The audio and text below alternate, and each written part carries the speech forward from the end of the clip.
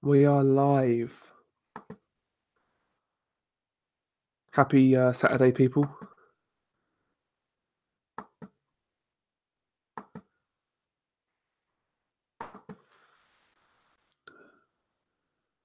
Let me just set all this up. Let's close that. Okay, well, yeah, we're good. We're good, I think. I think we're good. Actually, hang on. I'm actually doing this off my laptop tonight, so yeah, it's a bit unresponsive, to be quite honest. Yeah, here we are. What's up, Glenn? How you doing, mate?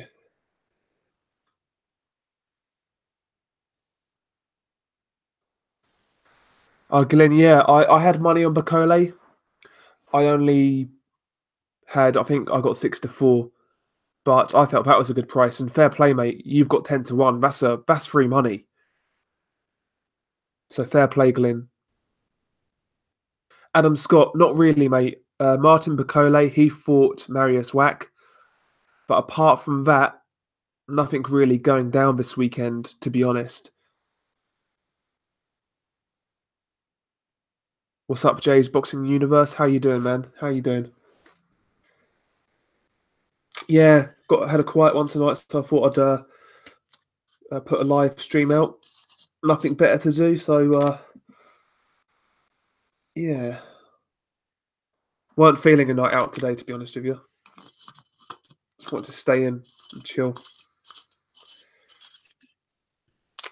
Yes, Don Hearn, I saw that. Peter Milas, he stopped. Oh, who was it? Dennis Backtoff, I believe, in 6 rounds. I've seen a few highlights, but I've not seen the full fight.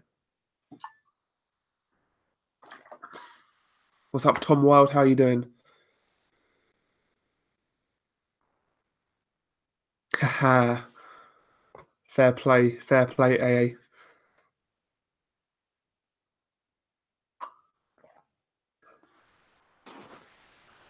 Jay's boxing, Jay's boxing universe. I've just had some on Bacole. I had 6-4 for Bacole to win outright, but in the chat, Glenn Nash he had Bacole 10-1 because of a bookie's error.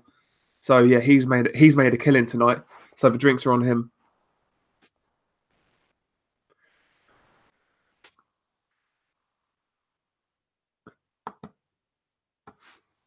But yeah, not Jay's Boxing Universe. In regards to other odds, I've not really seen anything to take my fancy as of yet. To be honest,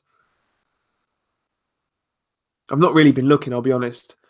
This year, I've really kind of, I've not really bet that much. If I'm being honest.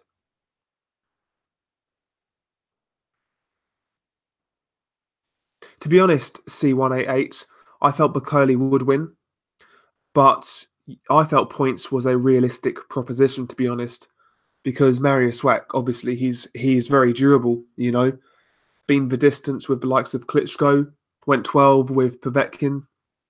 He can take a punch.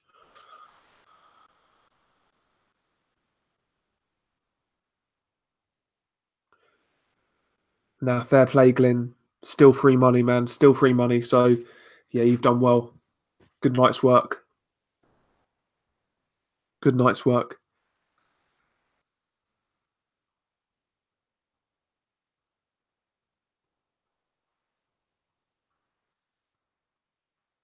Okay, so Adam Scott, he's saying, I prefer to put high stakes on low odds. I had like a grand on Errol Spence and won 280. Yeah, that was a sure bet. Yeah, that's a good shout as well.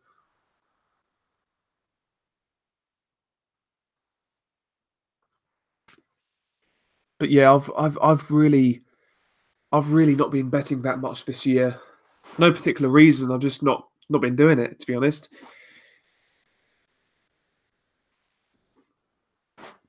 Yeah, I did spot those Bacole odds and I had some of them, so I was pleased with that.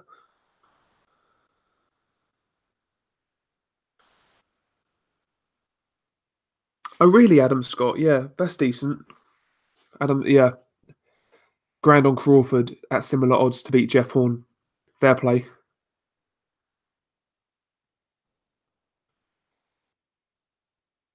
Yeah, that was a foregone conclusion.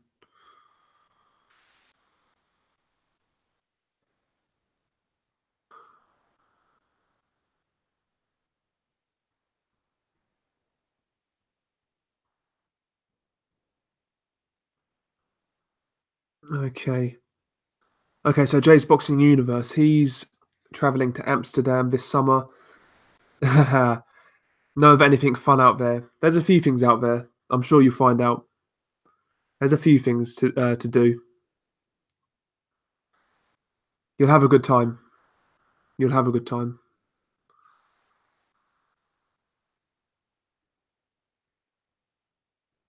It's expensive out there, by the way. That's the only thing. It is really good, and I think it's as good as they say, as people say. But yeah, it is really expensive. That's one thing to consider.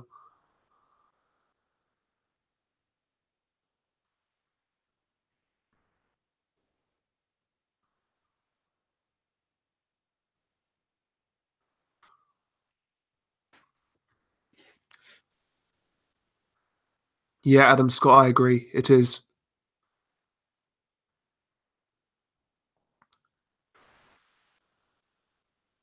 and also, you know, actually predicting the outcome of a fight in terms of how the fight ends, so stoppage points. I've made some big winnings on that as well. I remember the last World Boxing Super Series. I bet George Groves to stop Jamie Cox and Eubank Jr. to stop Yildirim, and I got really good odds on that. Really good odds, and I felt those two were bankers. To be honest, sometimes you see it, but you've really got to look. Like the bookies really got Bacole whack wrong. They got that horribly wrong. I didn't get how they could have Marius Wack as a favourite. To be honest,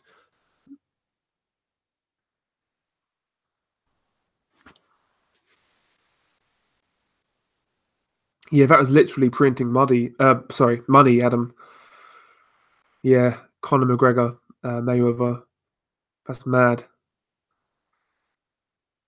What's up, MB? Yeah, I felt Bacoli fought quite well, especially early on. There were a few rounds where his output kind of dropped and he got hit a few times, but all, it was a good performance. Got some rounds in, got that confidence boosting win and knockout. So he can move on now. He can move on. I still believe he needs a few learning fights, to be honest. I wouldn't be mad at, a couple of more fights along that same level of a Marius Wack. I really wouldn't be mad. Boxing Brains, you felt the stoppage was weak. I know what you mean. It wasn't. It was one of those ones. I mean, Marius Wack didn't really have much of a chance in that fight, in my opinion. He was taking a lot of punishment, but on the flip side, he wasn't like completely dumb. Yeah, I know what you mean. C188. What do you think Bacole's ceiling is? Um, it's hard to say. To be honest, it is hard to say. Maybe low level top 20 contender in the division. Could he sneak into the top 15? I am doubtful, to be honest, but he can be involved in some really fun fights. I can tell you that much. The guy can punch. He does have defensive flaws. He can be involved in some fun tear ups.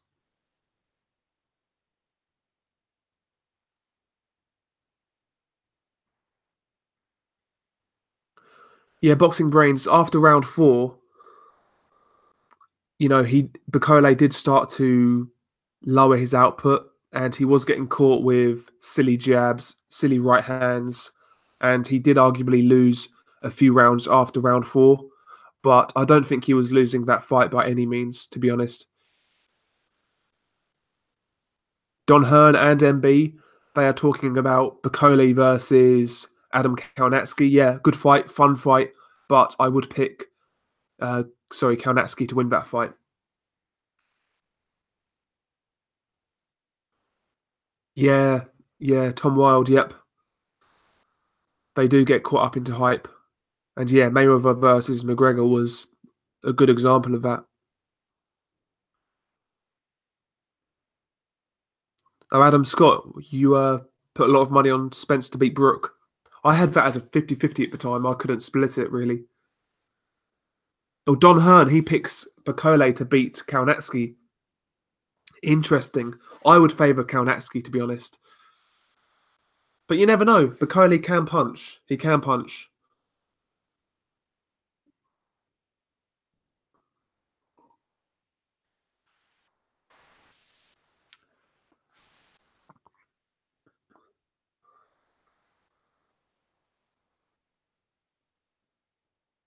Fair play, Adam. Fair play.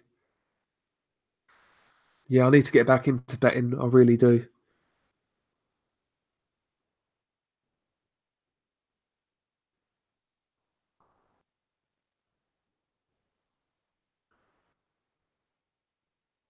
What's up, Huggy man? How you doing? Yes, boxing brains. He's made a really good comment at the time when Kovalev Cleverly first got announced. They was offering even money with Cleverly Kovalev. Yeah, that's true. Because I made a good bit of money on Kovalev in that fight.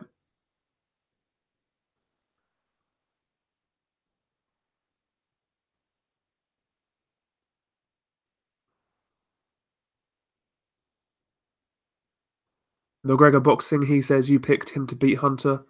Look at how that worked out. I don't think I made a prediction for that fight, but I can't lie. I was backing Bakole to win.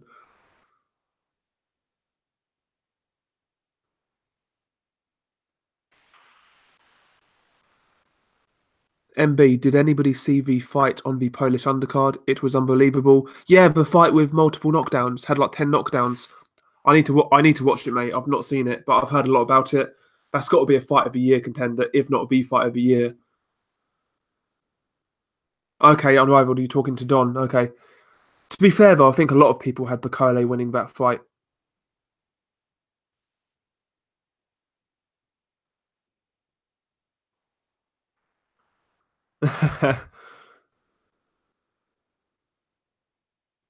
Bellew to KO Stevenson. Damn, MB. Damn. That was a bad one. That was a bad one. To be honest, though, MB, I can't really take the piss because when Stevenson first became champion, he fought Tavoris Cloud right after the Chad Dawson fight, and I think this is my worst prediction of all time, or my worst bet. I bet Tavoris Cloud to knock Stevenson out because I felt at the time Stevenson was like a flash in the pan. You know, he got knocked out in the past by Darnell Boone. You know, Cloud was a tough, rough, strong fighter. And I felt if he could like weather the storm early on, he could get Stevenson down the stretch. Look at how that panned out. That was a terrible bet. Damn, Tom Wild. Somebody put a couple of quid on Demori. I know he was like 100 to 1 underdog, but still, you're not getting those 2 quid back.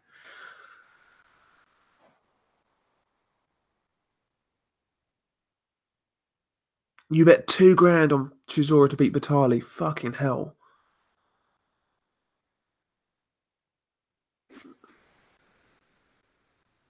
Okay.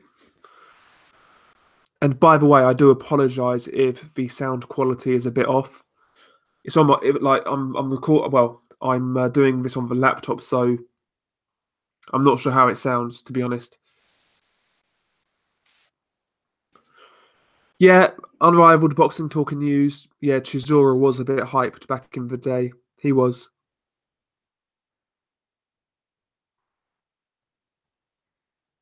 Especially after that Hellenius fight.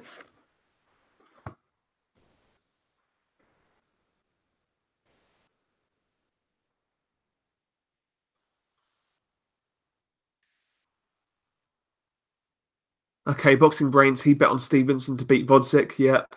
That wasn't really a bad bet, though, to be honest.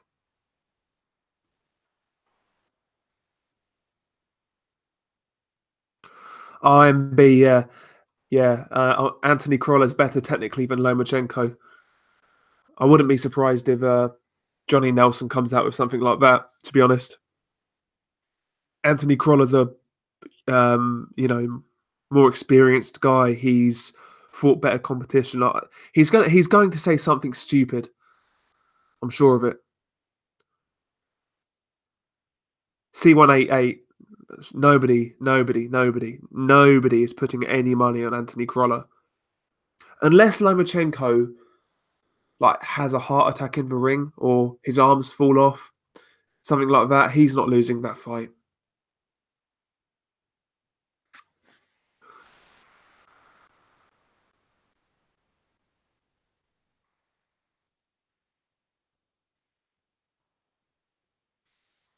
Okay, you put 500. Did you? Sorry, Unrivaled Boxing Talk and News. You put 500 on Walters to beat Lomachenko. Nah, you've not, McGregor. £50 on Crolla by stoppage. No way.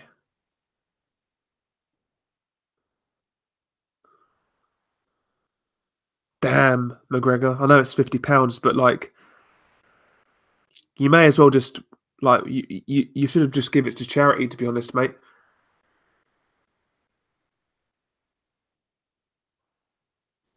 Could have just walked into a local charity. Here's £50, sorted.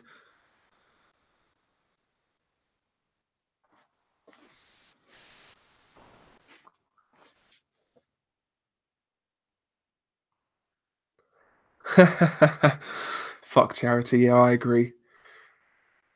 Charity begins at home. Never forget that.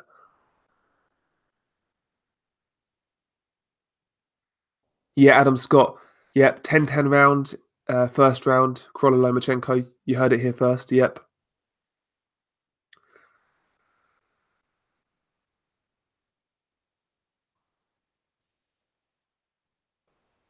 Yeah, Boxing Brains, you're right.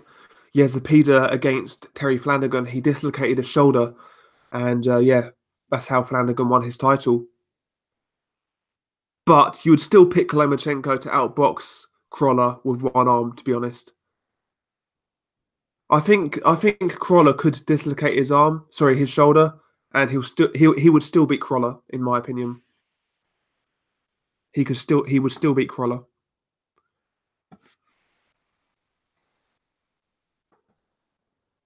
Hang on, let's invite Unrivaled Boxing Talk and News. And yeah, by the way, guys, is the sound quality any good or is it different?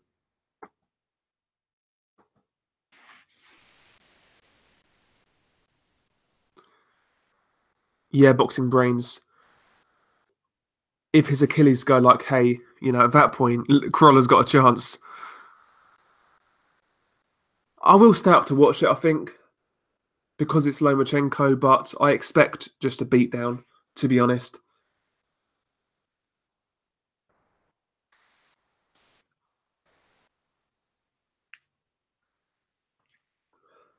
I wouldn't be surprised to see like a corner stoppage. Joe Gallagher throwing in the towel. What's up, McGregor? How's it going, man? Yeah, good, man. Pretty good, to be honest. Could be better, could be worse, but all Fair right. enough. Fair enough. All right. I mean, good health. Got a couple of drinks sorted. I'm okay, man. I'm drinking myself, man. Been a fucking long week. Yeah, I know. Tell me about it. It has actually. Really fucking long week. Should have a few days off soon, I think. At some point. I don't know when, but Oh god. yeah, roll on a few days off, man. But yeah. Did you see Marius whack Bacole? Mate, it was crap. It wasn't the best, but Bacole got Mate, it was crap. got the job done. Got the job done, man. No, he didn't get the job. Marius did the job for him. Marius was literally shot about 4 times before he went out and took that fight. Like, he was shot in the legs and everything, man. There was nothing there. It was one of the worst. Like, Marius Vac, I'm glad he's retired. You know, has he retired? Well, he said that this would be his last fight. Hopefully, so I'm assuming. Or I hope it is, because that man's been beaten black and blue through the years to the point where he can't move. It was like watching someone who was borderline paralyzed in the ring, though. Yeah, I said that in my post fight. Basically, he's a heavy bag with legs. Really, Pretty much. that's it. Yeah, and Bakole, he did what he had to do, but I mean, I we'll argue see. that, by the way. I argue that he has legs. I argue it. Did you see him move? That's a good point. It's a good point. It's a fair point. But Bakole, he won the fight. He got the knockout. Where he goes from here, I mean, I still think he needs a few learning fights, to be honest. I'm seeing people say that he could be a top 15, top 20 guy. No, he can't. No. I could see just outside the top 20. That's his ceiling.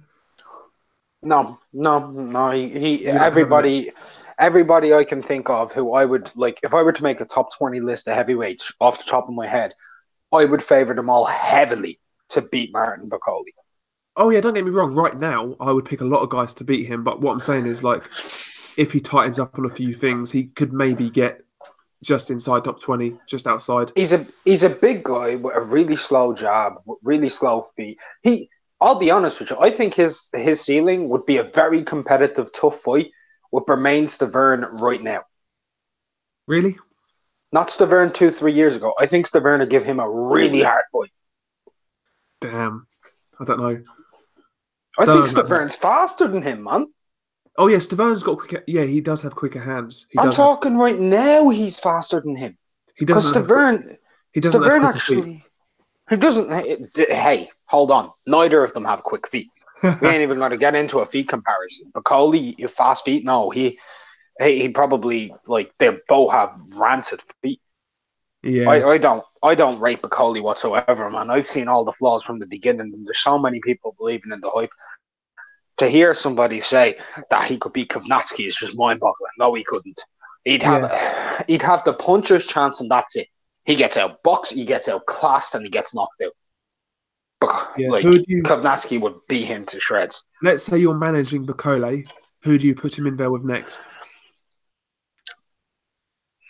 If you're his manager. Sexton. Okay, good shout. Sam Sexton, yeah. That's what I'm saying. I still think this guy needs learning fights because, he was thrown in with Michael Hunter. That backfired. I mean, he's got this win over Marius Wack. It's a good name. Got a few rounds in. I mean, I think he needs to operate at that level for a little while. Sexton's about, you see, that was at national level, really, because it was a Polish level, because Wack is no longer like a fringe world level guy. He's not. He's just not. And I wouldn't want to move him much above that level and have him fight a Spielka or something like that. Spielka could outbox him, man. Spielka could outbox him, but Spielka's got zero chin. He's also got zero heart anymore. Yeah, it's true. He's kind of done now. That could be a fun fight. It wouldn't be a bad fight, but like it'd be dangerous for him. I said Joey DeWayco. I think Joey DeWayco beat him. He could do. I like that fight. I think it's a good fight. It's an interesting fight. I mean, I'd sit there just being like, yeah, hit him. Yeah, hit him. Yeah, it wouldn't be anything interesting. You'd just be calling like a punch every 2.5 seconds. Yeah, Boxing Brains, he said put him in there with Sean Turner. Bakole, Sean Turner. What about that? How do you see that one? Bakole beats him. You think Bakole? It's a good fight, though. Yeah. It's not a bad fight. It is not a bad fight. But Turner, I know enough about Sean to know that he's not going to be able to deal with him, like, in terms of just the stamina kind of thing. Bakole has a bit of power. He will hurt Sean. Sean can take punches, but Bakole's strong. Yeah. And he has no defense. Sean. No, I agree. But, and Sean also wouldn't take that fight. MB in the chat, he's saying, did anybody get a Grand National winner? No, I didn't bet on it. I didn't bet. I didn't even bet on it. No comment. Damn. I have never bet on a horse in my life, and I never will. I haven't either, mate, in all honesty. Aobs. He's just put the obvious fucking fight. Bakole versus David Price. I was going to say David Price. No, I was Let's going to get it say on. David Price. The reason I said Sexton is because after David Price fights probably Dave Allen or Lucas Brown, if David Price has a win, yeah, and Bacaldi can come through Sam Sexton, they could do a British heavyweight title fight. I'd watch it. I'd watch it. Or even if Price were to lose to an Allen or Brown, they could have Bacaldi versus Allen or Brown and like maybe do the Commonwealth or something like that. That's where I'd like to see that go. That's why I'm saying Sam Sexton, because he's got the points. Do you know what I mean? Yeah. I mean, another fight that I would like to see, as much as you'll hate to hear this, is I'd like to see him fight Sokolovsky. You want a real test for him? Get him in there with him. Yeah. He could lose that fight. And I'd like to see that. I'd like to see him fight against a journeyman, a real journeyman. C188, he says stick him in there with Kajanu. Maybe. Good learning fight, I guess. Okay, Chris Hayes, he's saying Badou Jack should come back and beat up Chris Eubank Jr. Well, from what I've heard, Chris Hayes, Badou Jack's going to go up to cruiserweight. That's what I've heard. You're not alone in hearing that, buddy. He's getting. I really like Badou Jack, but don't do that. Don't go to cruiserweight. You've just had your forehead smashed in. When you go up there, mate, could you imagine Dorticus landing on that cup? Exactly. Yeah. I mean, he's scarred for life by looks of it. Badou Jack. Yeah. Exactly. Imagine Dorticus. Yeah. Like Gastia, Briadis, Glowatsky. I mean, even a Vlasov. It's no way.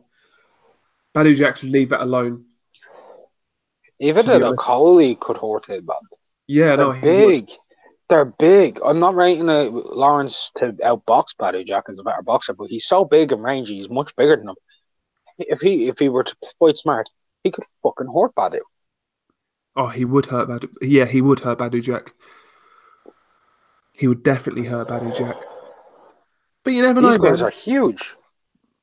You never know, but I think Badou's getting hurt. What height is Badou Jack? 5'10"? 5'10", yeah, 5'11". Yeah, all these guys are 6'2", 6'3". Exactly. This is a massive leap. This is 25 pounds of weight. This is a super middleweight. Yeah, because Tony Bellew, he had the height and reach. He was a heavyweight as an amateur. Badou Jack, man, he's got no business there, to be honest. No, he doesn't. He doesn't. He really doesn't. Bellew was able to go up to cruiserweight because he was 6'3", 75-inch reach, and he was a big lad anyway. He is big. And even if you look at him at light heavyweight, if you look at Badou Jack, he's really well filled out, isn't he? He is, yeah. Tony Bellew wasn't. He was like borderline skeletal. Like he was really skinny. Yeah, Tony Bellew looked ill. You know, the Stevenson weighing he looked terrible. Even against Cleverly in the first fight, man, he looked terrible. Okay, D says Badou Jack's taller than Groves. He's 6'1". Is he? Yeah, but still, man, he just doesn't look big enough. He doesn't look 6'1". No, that's what I'm saying. Yeah. I'm about 6'1", and I feel like I look taller, but there we go. 6'1", 6'2", but yeah. No, I've seen him next to Andrew Tabiti in Mayweather videos and stuff like that, and he doesn't look 6'1", man. He looks a good bit shorter than Andrew Tabiti. Yeah. A lot of fighters, though, lie about their height, to be honest. How would he get on against Andrew Tabiti? I mean, I'm sure they've sparred before, so they'd know each other. They would know each other, but you would favour Tabiti, size, youth, you know. Probably stronger as well. Yeah, I'm not underrating how strong Badou Jack is. He's a very physically imposing man. Yeah. And also, Adam Scott, like he says in the chat, he may be washed, Badou Jack. He could be done. He could very well be. I wouldn't like to see him go up there because he'd be fighting towards elite level because he's an elite level guy. Yeah. He's not going to go up there and fight nobody's. Me personally, I'm not sitting here and saying Badou Jack should retire. But what I am saying is I want to see him stay at light heavyweight, have a bit or of time 160. yeah, all 168, have a bit of time out, come back and fight maybe somebody like an Isaac Chilemba, somebody like that. It's all right. I don't mind that. Or Sullivan Barrera, if you will. Yeah, Barrera. That's what I want to see. But yeah, Badou Jack, I think, needs to take a few more months out still, to be honest. Take a few more months out, recover, and yeah, go from there. But yeah, Badou Jack at cruiserweight, I couldn't believe that when I heard that. No. Yeah, that is what it is. I don't like it. I don't like it. Yeah, exactly. I mean, Adam Scott says somebody like Gassiev would kill Badou Jack. Yeah, I agree. Oh, mate. Badou Jack's an inside fighter, right? He's a come forward inside fighter. Gassiev's a come forward inside fighter. The two of them against each other, it could be brilliant for a couple of rounds. Yeah. And then it all goes downhill. And it goes downhill hard. Yeah. I mean, it goes downhill hard. Gassiev, people forget this about Gassiev. He's a genuinely very good fighter. Like, a very good fighter. Like, just because the man lost to Usyk the way he did, there's no shame in it. He couldn't live with Usyk boxing. Exactly. No, I agree. No, I mean, yeah, Gassiev is a good boxer. He just got schooled by Usyk. No real good fighter. Yeah. Very good fighter. Decent boxer. He's got nice skills. DLB Inui, he's actually mentioned a good fight, by the way. Because Gassiev is, well, it looks like Gassiev's moving up to heavyweight. Gassiev versus Bakole. I'd watch it. I think another cruiserweight for Bakole. I think Bacole's getting knocked out. You see, I don't know how good Gassiev will. I don't know what size Gassiev is, and I don't know exactly how powerful he is. Yeah, I know what you mean, but I do rate him. But I would reckon he'd be just he has too much just everything about. I don't actually see him ever getting knocked out. He's got amazing chin. Yeah, he does. Like a Wilder could knock him out, or a Joshua, but a Martin Bakole. I don't think Bakole beats Gassiev. It's an interesting fight, though. I like that one. I actually do like. I do actually like it because it is interesting. That's a good shout, Dave. No, I like that fight as well. That'd be ideal for Gassiev moving up. Actually, yeah, good fight because obviously Bacole's beatable, as we know, but he's big, he's powerful, yes. It's risky. Yes. It will give us an idea of what Gassiev has at heavyweight. So that's a good shout. But yeah, I mean, it's interesting. So me personally, if all of these cruiserweights go to heavyweight, Gassiev, Usyk, who obviously he's going to heavyweight, Briedis, etc., I think these guys will have success at heavyweight. Michael Hunter's already had success. He's beat Bob Bakole and Houston now. Like, he's already a bit of a player. He's already for me, he's just at that number 20 area. You know what I mean? I have him about number 19 or 20 already. These cruiserweights can go up there and have success. I really do believe that.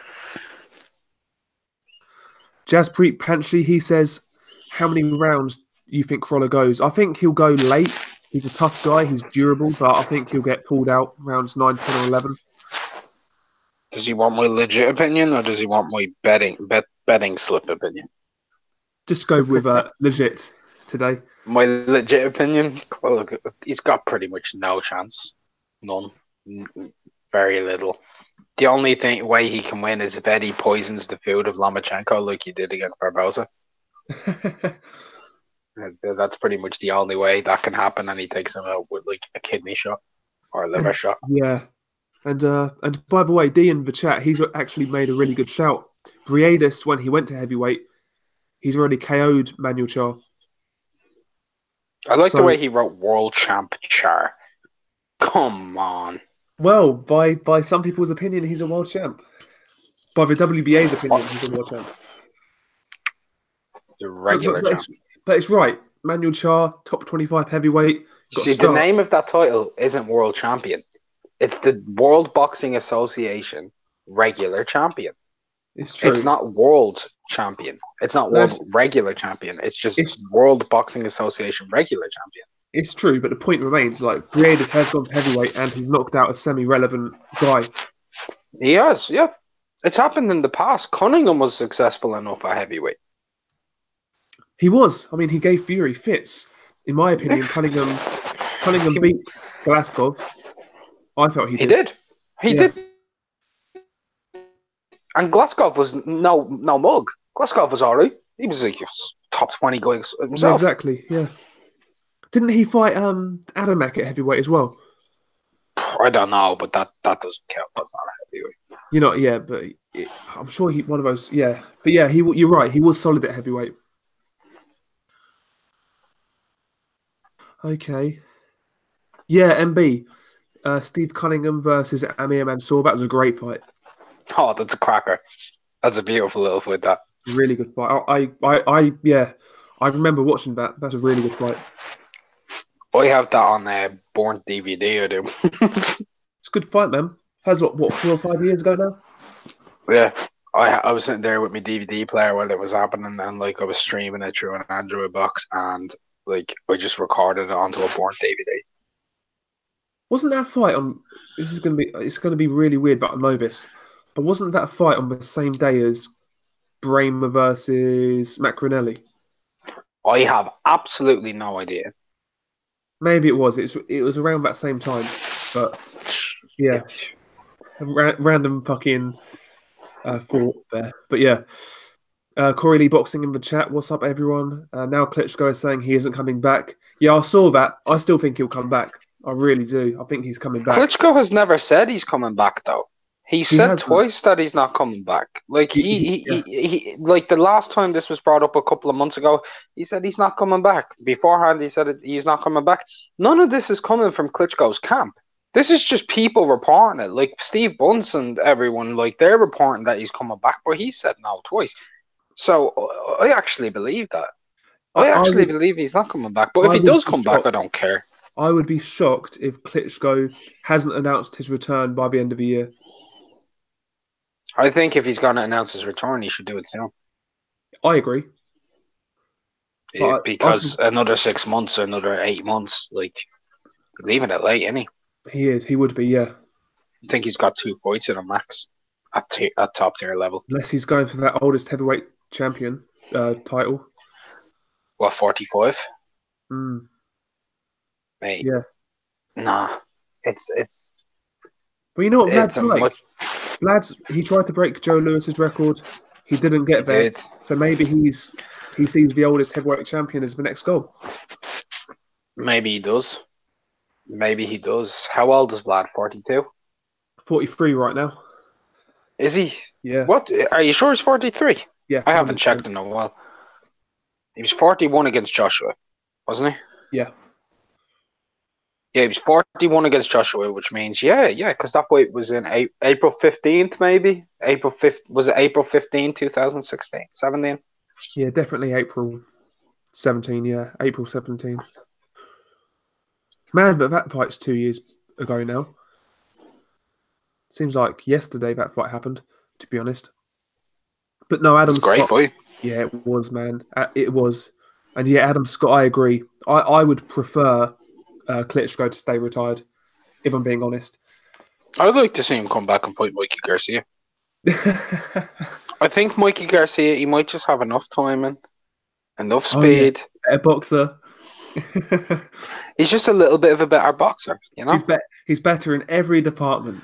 A bit quicker. He is quicker than Vlad, we can't deny it.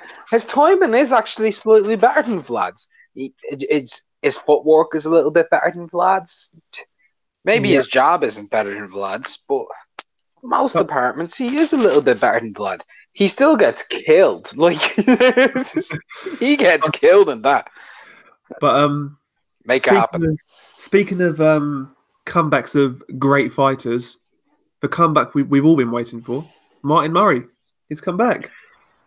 Yay! Can you believe it? Martin Murray's back. Yeah, I can. Who's he going to fight? Billy Joe Saunders at the Durex Stadium, and they're gonna pull the fight out due to a wank injury. Durex Stadium. That fight is fucking. Yeah, I could see it happening. I could see it genuinely, mate. To be honest. But I mean, but Vlad just turned 43 there a couple of weeks ago. Yeah, wow.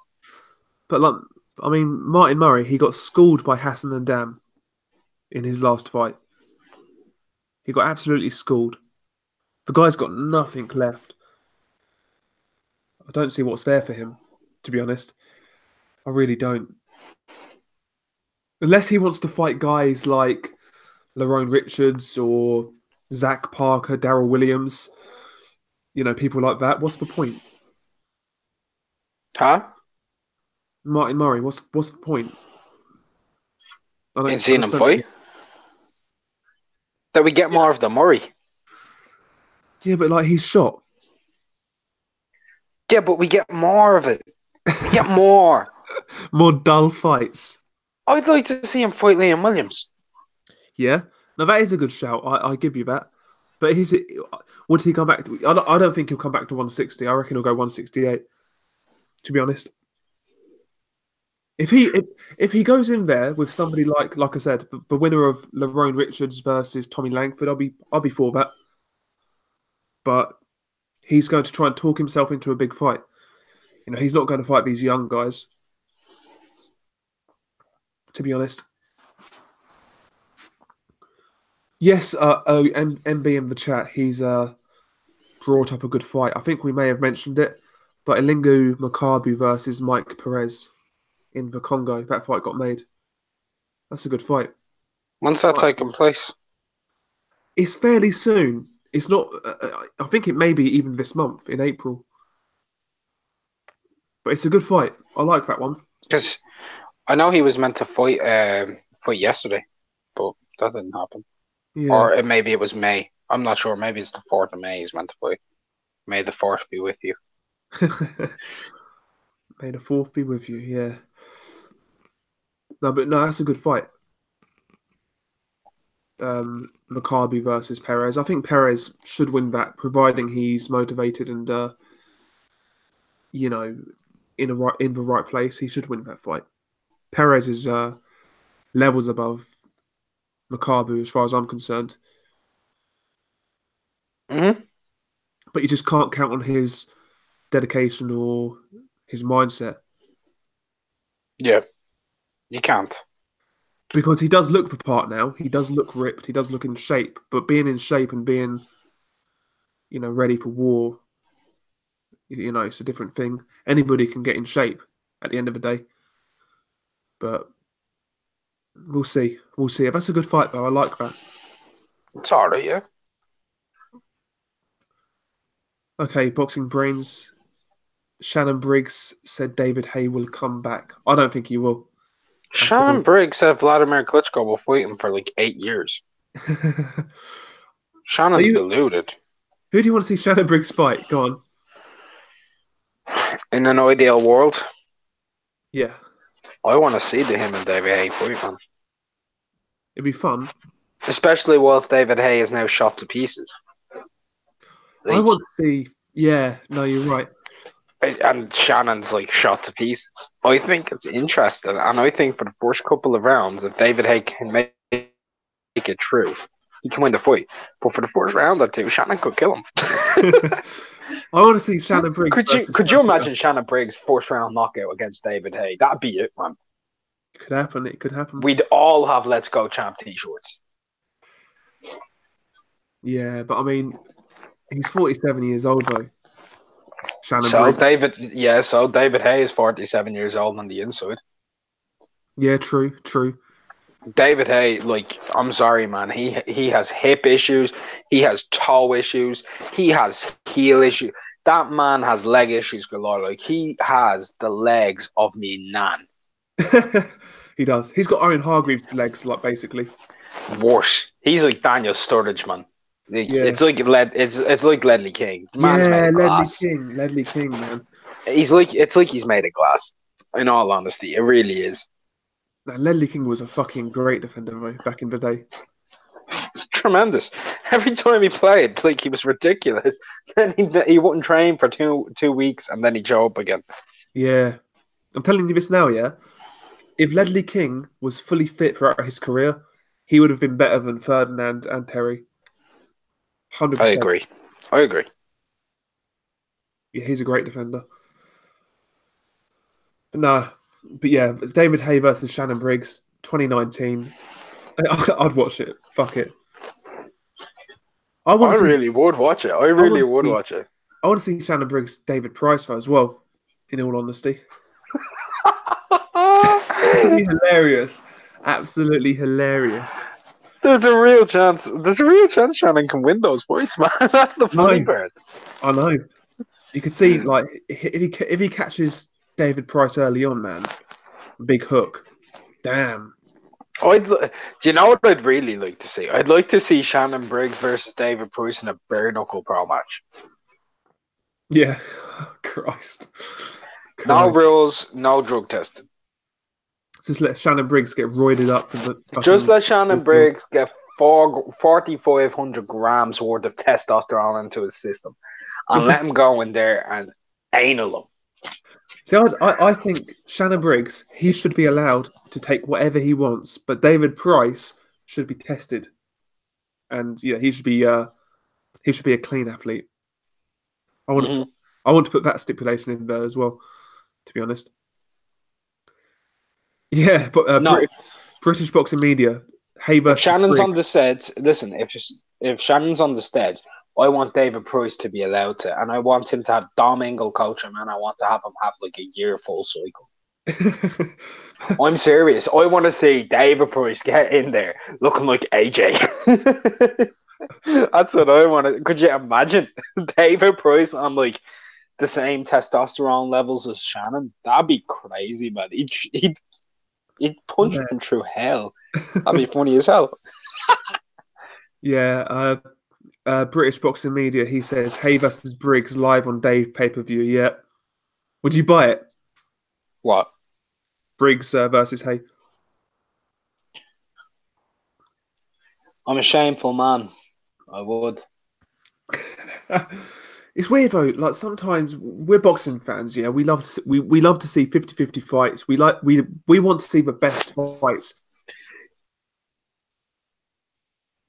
That's more interesting than the best. But let's be honest. Can you hear me? I'll just cut out there. Yeah, I can hear you now.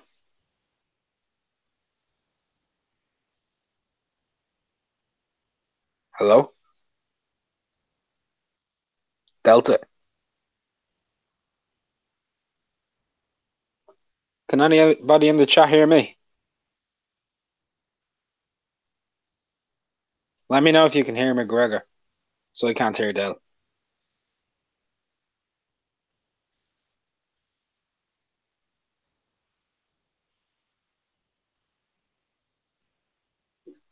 All right. Let me read the chat for him while this chat gets himself together. Right. Let's see where we are. Shah says he'll chin Price. Yeah, probably, man. Probably. Hay versus Briggs live on Dave pay-per-view. Oh, God. Oh, my God. That's amazing. Replays on Goal+1. Boxing Brains. Nas is making an exhibition against Floyd Mayweather. I'd like to see that. DJ Khaled versus Floyd. MB says Dom Ingle and Alex Ariza. What a team.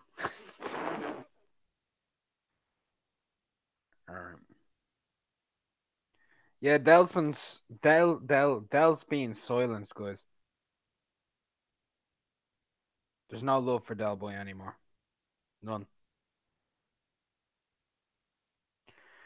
I don't know what's going on with this. Hopefully he's able to pop back in.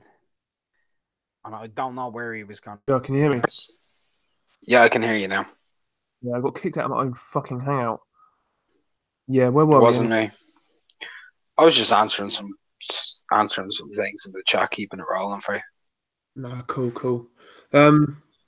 Forgot where we. Well, yeah, Shannon Briggs, David Hay, but yeah, Shannon Briggs, David Hay. Listen, we want to see great fights. We want to see Spence Crawford, Joshua Wilder, but we all like to see a circus fucking freak show at the same time. I'd watch it.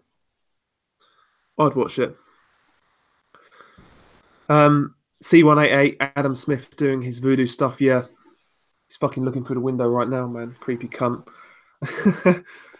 Boundless wants to join, by the way. Yeah, man, he can come in. Yeah. He can come His in. email's there. I'll invite him in.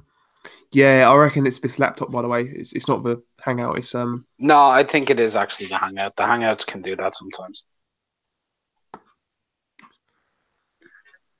Okay. I like the way you know New Day pure Googled her or him or whatever. You know New Day, after I mentioned that, was pure Googling that for a while. Because there's no way you'd remember that name 5 streams later, mate.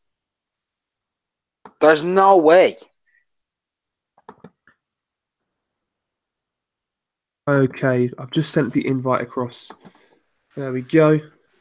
There's Yeah, been absolutely silent no by Al way. Heyman. Okay, where are we at? Okay, D, he says, would you rather think of Melissa Pretty or Michelle Joy Phelps? Melissa, 100%.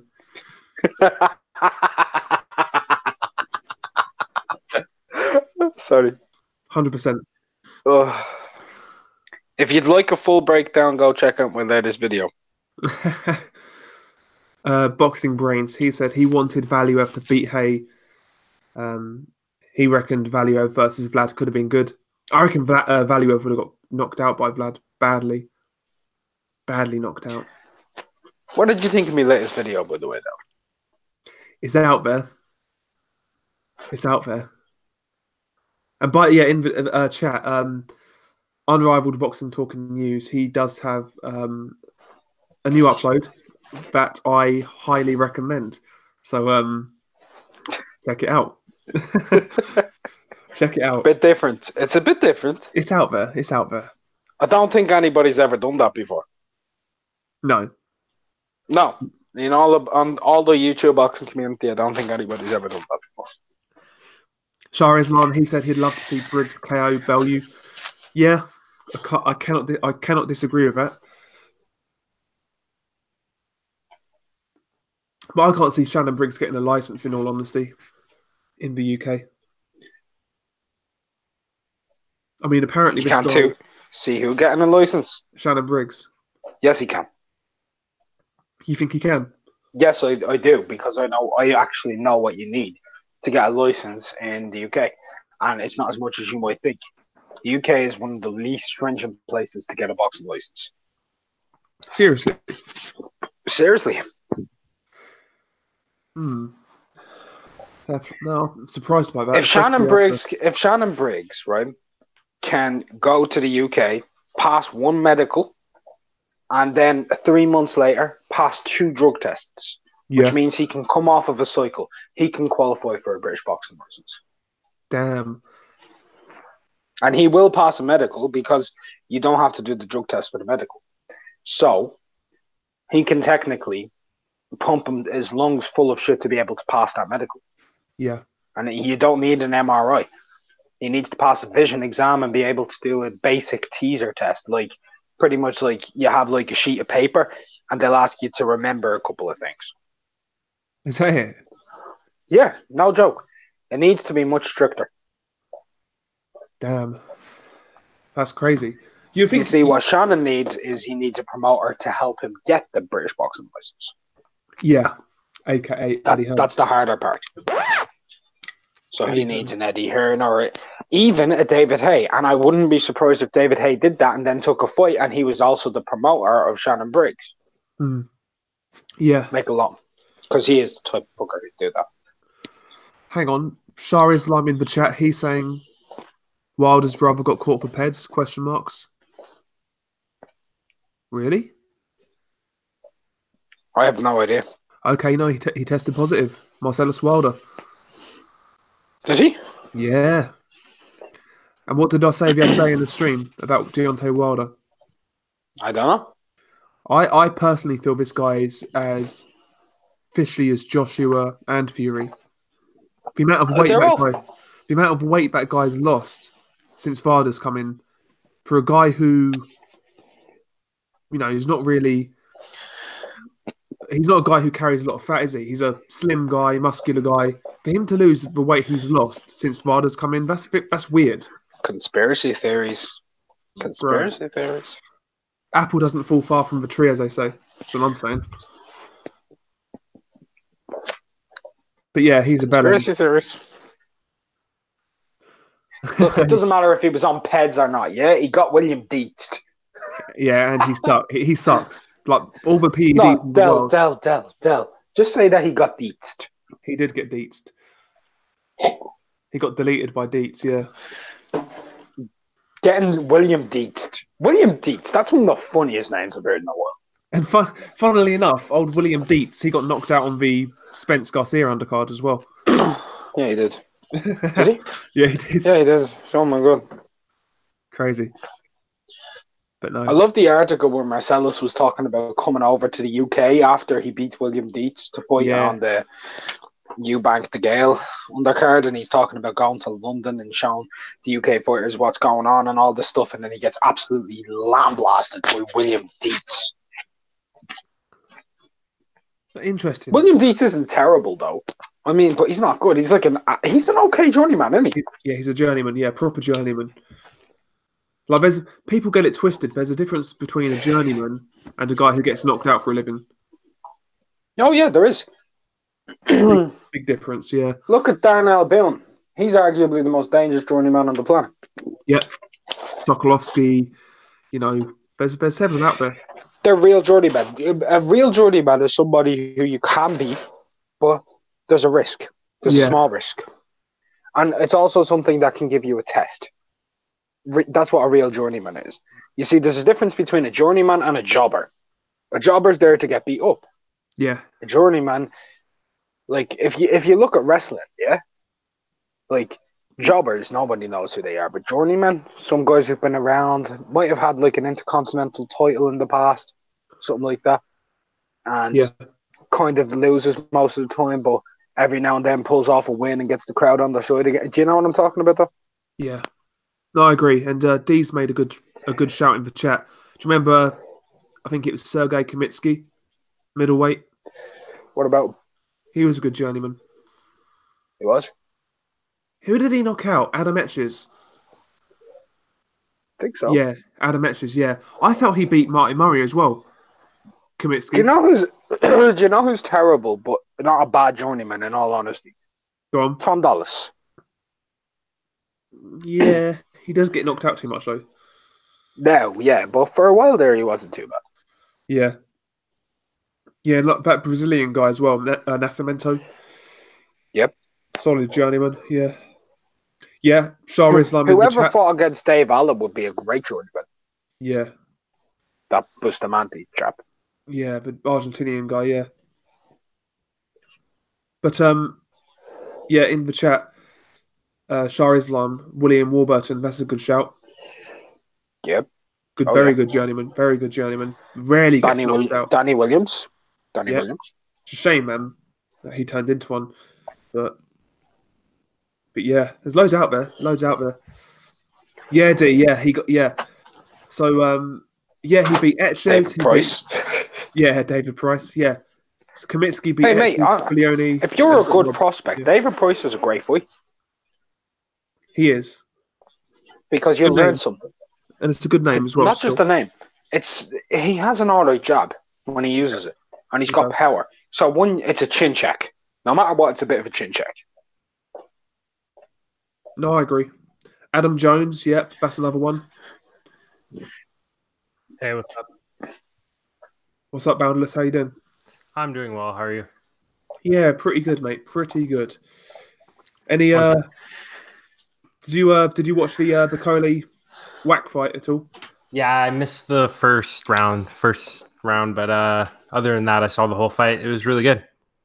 Yeah, I thought it was quite entertaining, to be honest. I felt it was a fun fight because there are moments in that fight where you felt Bakole could gas, but he held it together quite well, got the job done, and onwards and upwards, really. I mean, exactly. I think it's going to be hard to match him because he does have a lot of flaws. I kind of want to see him stay at that level. Look, he needs to stay at that level for a bit longer. That's exactly what I think as well. Like, I mean, like, you could tell. Sam Sexton. Yeah. Yeah, that would be a good fight for him. Did Sam Sexton retire, though? Did he? He might have done after Huey. He might have done. He did. But then again, he retired 4 years ago and he retired 5 years ago as well. Oh, there you go. Yeah, Sam I Sexton's mean, retired a lot. Locke was like he had his moments. I actually thought maybe he was going to turn it around and end up eking out a close decision. Like in the 5th and 6th round, he was working behind the jab, and like you said, it kind of looked like Bacoli was maybe tiring. So, but yeah, I mean, he hurt him in the 4th round. They ended up hurting him again in the 8th really bad and landed those 10 or 12 shots. So Yeah. No, it's an enjoyable fight. I mean, the guys, I kind of want to see him in there with maybe Joey Dawejko, somebody Yep. like that. Because Dawejko, he's a smaller guy. He doesn't really have much power, but he can, take you rounds. He's durable. He's experienced. I don't think that's the worst fight for Bacoli, to be honest. Bacoli's a prospect, isn't he? Yeah. Right. I've got a great prospect fight for him. And it's not like a Dubois or anything like that. Hamia Hale. Yes. Yeah, New Zealand heavyweight, yeah. Good shout. That's is interesting.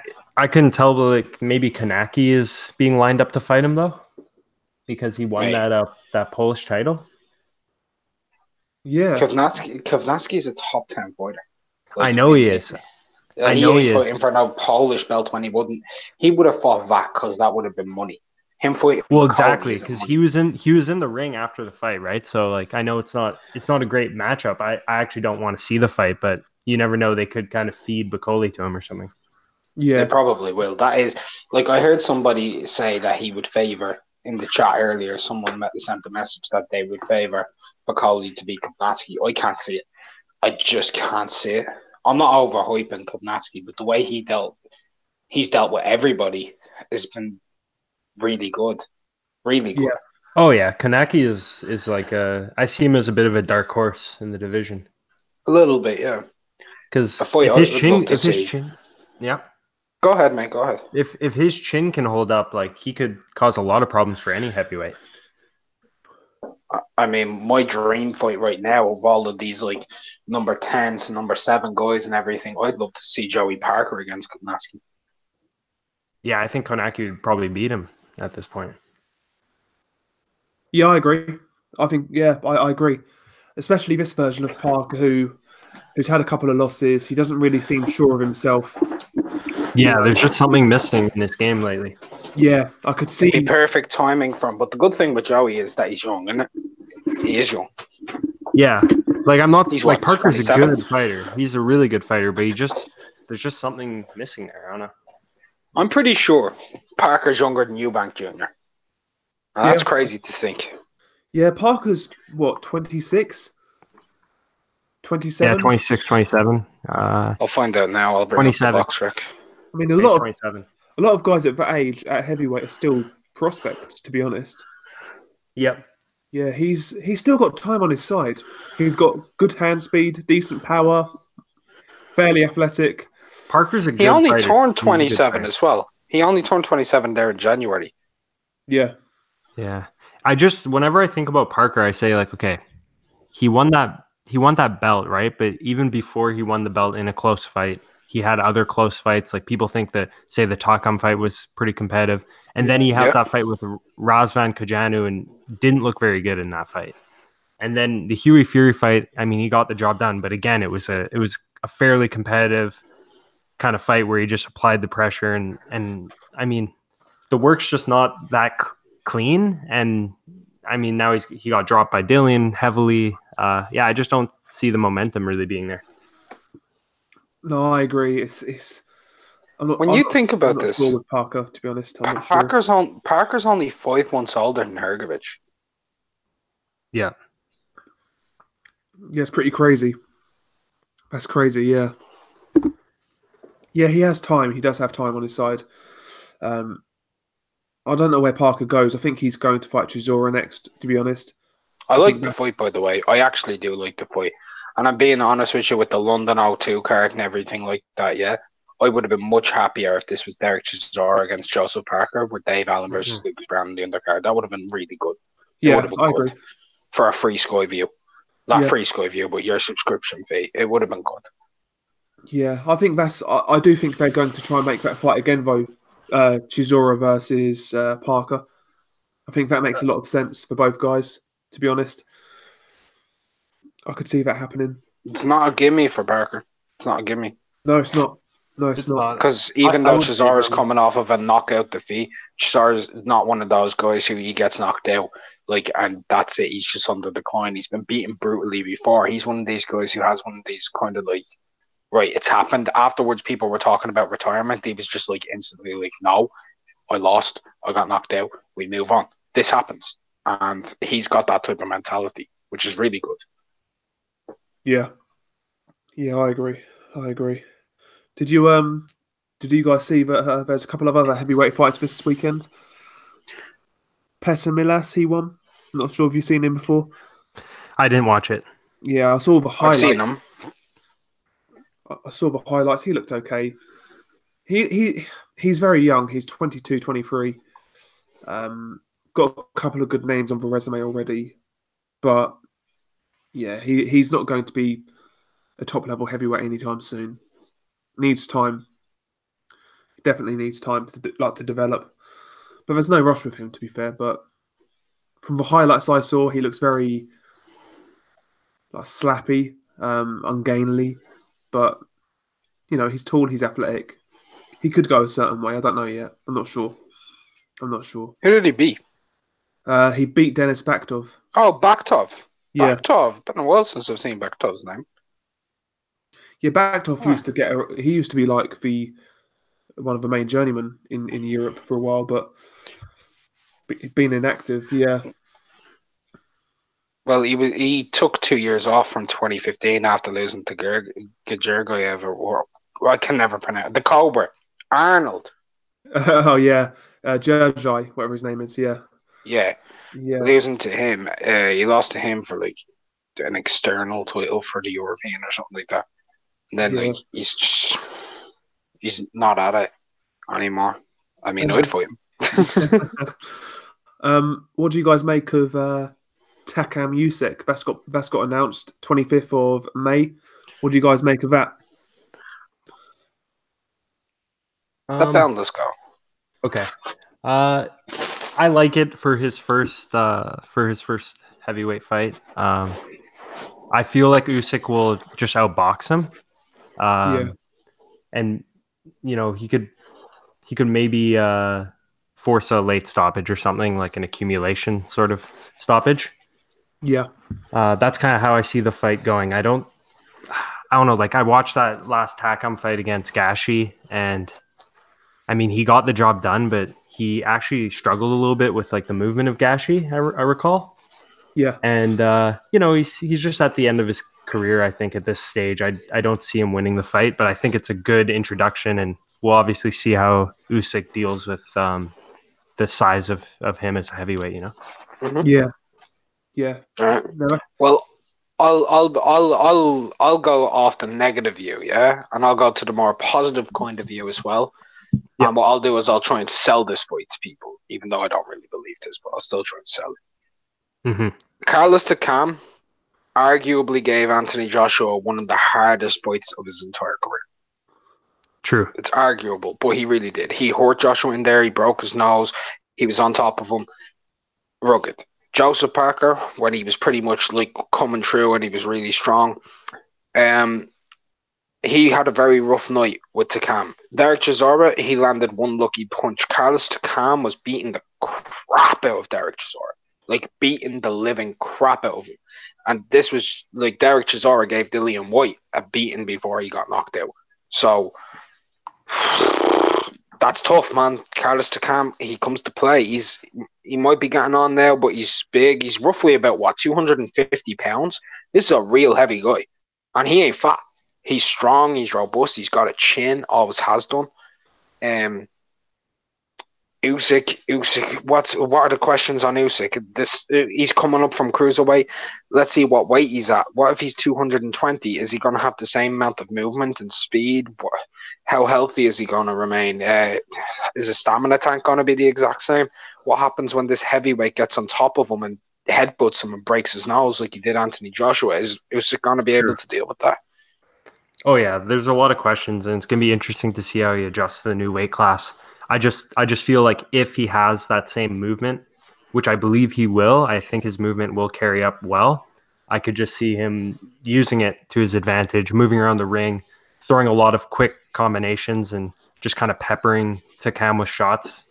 But Look, you're right. I'm just trying to sell the fight for Eddie Hearn because obviously he hasn't been really selling his fights very well recently, has he?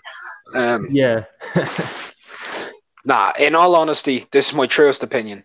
I rate it as you're debuting against Carlos Takam, a proven commodity. We know what he is. He's a big lump. He's tough. He's rugged. He is like a gatekeeper.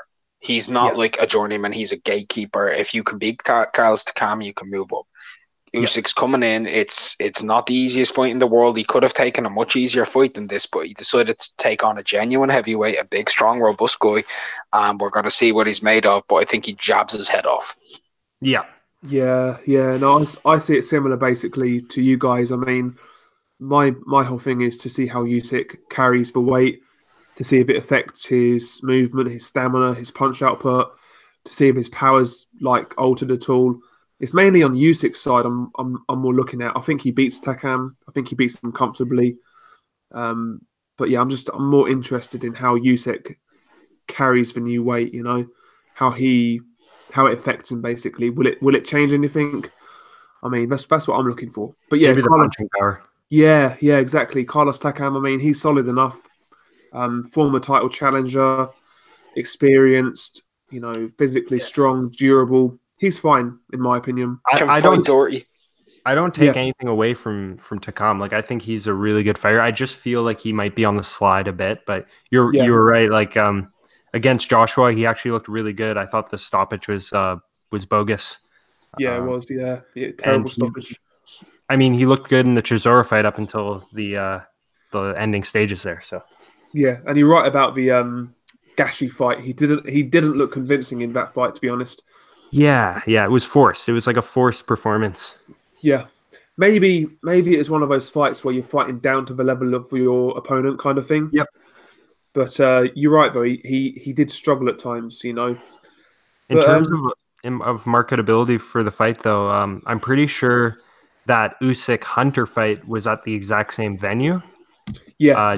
Don't quote me on that, but I'm pretty sure it was. So that naturally sells the fight a bit for people who tuned in. Maybe they'll see that Usyk is top of the bill and go watch it. Yeah, I think you're right. I think Lomachenko fought on the same bill as well, I want to say. Oh, okay. I'm pretty sure. Yeah. Yeah, I noticed that as well. But yeah, it's a decent first fight at heavyweight. It's a decent first fight, to be honest. I think he'll win it comfortably, but you never know. It's a whole new ball game. Is Gilberto Ramirez fighting against Tommy Karpency next week? He is, yeah. Okay. Well, I'm gonna put down a little double online. Yeah. You're putting money down on Karpency? I'm doing a double of Karpency and Crawler by KO. Crawler by KO and Karpency at 16-1. This fight's taking place at light heavyweight with Ramirez, man. I know. Yeah. So I'm gonna place 5 down on this double. What does it for? 2,210. Fair play. Yeah, I think that fight is just a test for Waters' fight at 175 for Ramirez, and after that he'll decide whether he vacates the 168 belt. But yeah, I mean, I think you'll see Ramirez at 175 soon. I think he's done at 168, to be honest. Yeah, I don't know why he hasn't just vacated the belt. I mean, yeah, it's I just think he's using this fight as like a tester. If he feels good and he performs well, I think he'll vacate. If he looks a bit ropey, I think he'll stay at 168. That's how I think he's going to play it. But I know what you mean. It just holds up 168, to be honest. It just holds up that division. And Ramirez, basically, let's be honest, he's not really done anything at 168. He shouldn't really be moving up. True. To be honest. Yeah, I want to see him in a unification fight at least with a Callum Smith or, you know, a Plant, somebody like that. So yeah, I don't really get. I don't see the point in him moving up to 175, to be honest. But there we go. Do you know if he moves up to 175, he actually becomes mandatory in the WBO Right. because Kovalev. because he's champion at 168. So if he moves up, I believe he becomes the mandatory after Yard. I want to say. Wow. Is there any more updates on Kovalev Yard? The purse bid got pushed back. Yeah. Knew that. Yeah. Yeah, that's all I've heard. Okay. I don't think that fight's going to happen. I don't. Yeah. If it does, it does. If it happens, I'll give Yard credit and fair play, but I just don't see it happening. Yeah, Can I get your opinion? Can I get your opinion on something? Do you know how trebles work in betting? Like a treble? Not really. You make a bet. It's three things. Let's say you bet on 3 football teams to win a match. They have to all win for you to get anything back, right? Yeah. So we've gone with Crawler by KO/TKO, Karpensi to beat Ramirez, and Hammer to beat Shields. Okay. I'm going to put a tenner down on it, and the potential return is 15,470. As I said before, you may as well burn your money. Get a lighter, and burn your money now. Just burn it. Yeah, I think I might be done with sports betting in general. Like, oh, I'm not, man. I never will be. Yeah, no, this year, you don't. Yeah. Now this year I've been really quiet on it. I've not really bet that much. I bet tonight on Bakole because I felt the odds were crazy. He was underdog in the UK, but I mean, I'll look around for really great odds, but I don't really bet that much.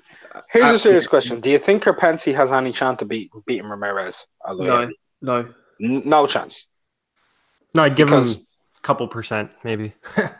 Because, I mean, he's not terrible and he's got power. Exactly. When you say, yeah, you give him a chance, you never know, but like 10%, 5%. Well, then it's not the worst bet in the world, this one here, because, like, if you take Karpensi to beat him and Hammer to beat Shields, and you put a tenner down, you get 500 and you go it back. Yeah. No. I don't know anything about Hammer or Shields, so I couldn't tell you on that, to be honest. But I've never seen either one of those fight. What are your thoughts on Derevyanchenko versus Kalke? Do you think Kalke has a chance, or is he going to get wiped out? Gonna get beat the fuck up. I think it's going to be one of those fights where I think we know the winner. I think Derevyanchenko should win it. Yeah. But I do think it's going to be a fun fight while it lasts. You know, 2 smaller middleweights, 2 guys who are fairly technically sound. Both guys are fairly aggressive. I think Kalke is 8-1. Yeah. Yeah. I think it's a decent fight. I think it'll pan out to be a good fight. Yeah. I'm saying Derevyanchenko points or late stoppage. What about Peter Quillen versus Caleb Truax? Quillen points, in my opinion. I'll play devil's advocate and just pick Truax to win that one. I'll pick Truax by knockout. Yeah, I could see it. I would rather Truax win, but I just don't think he's that. I think it's a close fight though. Like, yeah, Quillen is past it these days. He's really past it. 168. Why is he even there? I just don't get it. What are they? They'll feed him to David Benavidez, more than likely. I could see that. Yeah. Once Benavidez beats Durrell, we'll get Quillen Benavidez. I can see that happening. Yeah. Yes. Make it happen. Oh, Gods of boxing, make it happen for us. Oh God. It's the fight I've always wanted. Quillen against David Benavidez. I've been calling for that fight since today. Do you know what I want to see is Garcia Vicoli? Oh, that's a good fight. Yeah. Now I think Coley gets knocked spark out. That's exactly why I want to see the fight. Spark out. Speaking of Vicoli, how do you see? I think I've heard McGregor talk about this fight, but how do you see Coley Lebedev? Oh, it's an interesting fight. I'm just not a fan of Coley's style at all, though. It depends if he can impose that annoying style of his on Lebedev and use his reach and his height. I mean, he's a really tall cruiserweight, right? So Yeah. he could. I can see him winning the fight. You know, Lebedev's really past it at this point. Yeah. But Lebedev's got a lot of experience. He's a hard puncher too. Maybe he could land something big, but I feel like, you know, he might just get leaned on the whole fight. That's what I'm kind of thinking as well. I think, you know, Okolie, he's physically very strong. He's tall, he's long, he can punch himself, he's younger. I think he could kind of like hug, maul, hump Lebedev to victory. Yeah. But as you say, Lebedev can punch. He's experienced. He's very crafty. You know, it's a risky fight for Okolie. It really is. I think it's risky. If I was managing him, I wouldn't put him in there with Lebedev just yet, to be honest. I'd give him a couple of more fights to develop. Yeah, if I were to pretend to be the manager, I'd probably say the same thing. Yeah. Yeah, I'd give him a couple more fights. I mean, Lebedev, I wasn't that impressed with his last performance. He fought Mike Wilson. Yeah, Mike Wilson. Yeah, that's it. He fought Mike Wilson in Monaco, and he got the job done.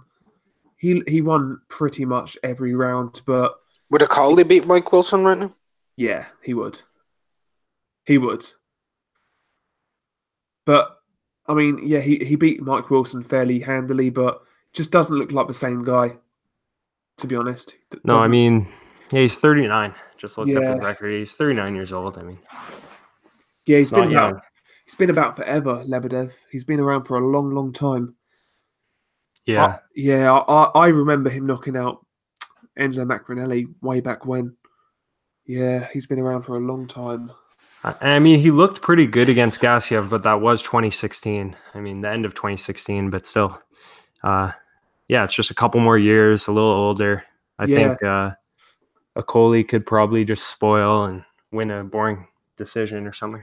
Yeah, you're right. I'd say that the Gassiev fight was his last kind of good performance. Yeah. At like a world level. And definitely. He still lost. It's a close fight, but you know, he still didn't do enough.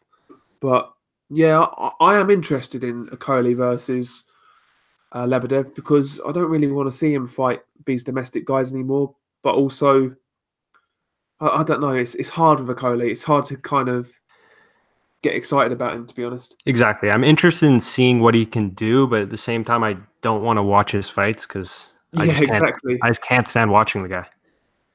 Yeah, he's not nice to watch. Usually, as a boxing fan, I can kind of like enjoy most styles, but Okolie, it is hard. It's really hard to enjoy his fights. It's like, do you remember Carlos Molina at 154? His style was horrible as well. That's another guy I hated watching, Carlos Molina. Certain fighters, you know it's going to be a shit fight before it starts. And yeah, Okolie's one of them. Okolie's definitely one of them. But what other news has come out? Golovkin and Dam. It looks like that fight's happening. What do you think of that? I like Ndam. I think Ndam's actually a really good boxer. It's just, as we both know, it's he gets hit on the chin and goes down, and he gets right back up. I could see it being one of those fights, kind of like Lemieux and Ndam, like Triple G's coming forward, and Ndam's actually having some success boxing. He won't have as much success as he did against Lemieux, but I could see him, using his movement, making it interesting, and Triple G dropping him a few times. But I feel like Triple G has that level of class and that punching power where he could probably stop Ndam. Yeah, that's how I see it. I kind of see it similar to, it's basically a tune-up fight, isn't it? It's a fight. It's his first fight with DAZN. It's not like a competitive fight, but at the same time, Ndam been around for a long time. He's ranked. He's fought good guys. It's an okay tune-up fight, Yeah, he's a good boxer. I mean, that's why I think the fight will be interesting for the first 4 or 5 rounds. But if it goes that far, but I could just see Triple G's pressure getting to him. I don't think Ndam's fought a guy with that type of intelligent pressure. No, you're right. Yeah. I mean, he was struggling with Lemieux's bullying the China shop approach. Exactly. So you're right. He'll get knocked out by Golovkin, but he'll make it interesting early on, and it's definitely going to be entertaining. And damn, for a boxer who moves, he's very entertaining, to be honest. Oh, definitely. I could see a corner stoppage situation too, maybe. Yeah. Yeah. No, I could. Yeah, you're right. I could see that as well.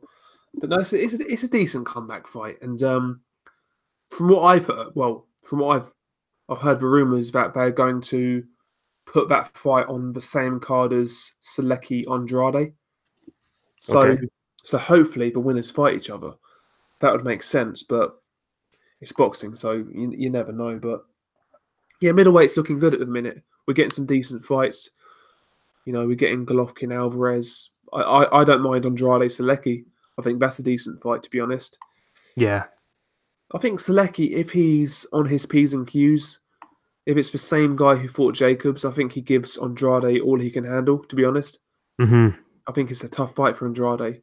And it's actually an ideal fight for Andrade. Before he steps in there with a Golovkin or an Alvarez, I want to see him in there with like a low-level top 10 guy. And I think you'd say Selecki is low-level top 10 at middleweight. Yeah, Selecki's a good fighter. That knockdown he suffered against Jacobs, though, that was a heavy shot. Like, I actually rewatched that a couple of weeks ago, and I didn't really realize how hard of a right hand that was. Yeah. And, I don't know. He seems just a little vulnerable. I mean, in that Rosado fight, I was convinced that he had some potential maybe to really trouble some of the top guys, but then that I forget which round it was, but he got dropped hard, right? So Yeah, I think it's round 9. 9, yeah. Yeah, exactly. And it's weird because in the Jacobs fight, obviously he got dropped by that big right hand, but he got right back up. Yep. And he got caught with a few big shots in that fight, and he took the power fairly well. But in the fight with Rosado, he looked a lot more like chinny. Yeah. He looked a lot more chinny and vulnerable. Sorry, it's really weird. I don't know. I don't know how good his chin is, to be honest. I'm not sure, but I know what you mean. He's got that tag now of being like a vulnerable fighter, so maybe that gives Andrade the confidence to kind of force the issue and maybe go for that knockout, which could make it a good fight. So I'm looking forward to that one. That's a good fight. Definitely. That looks like that's going down in June. So yeah, fingers crossed. Fingers crossed that happens. Yeah. I'd like to see Andre be tested more. So it's a good test.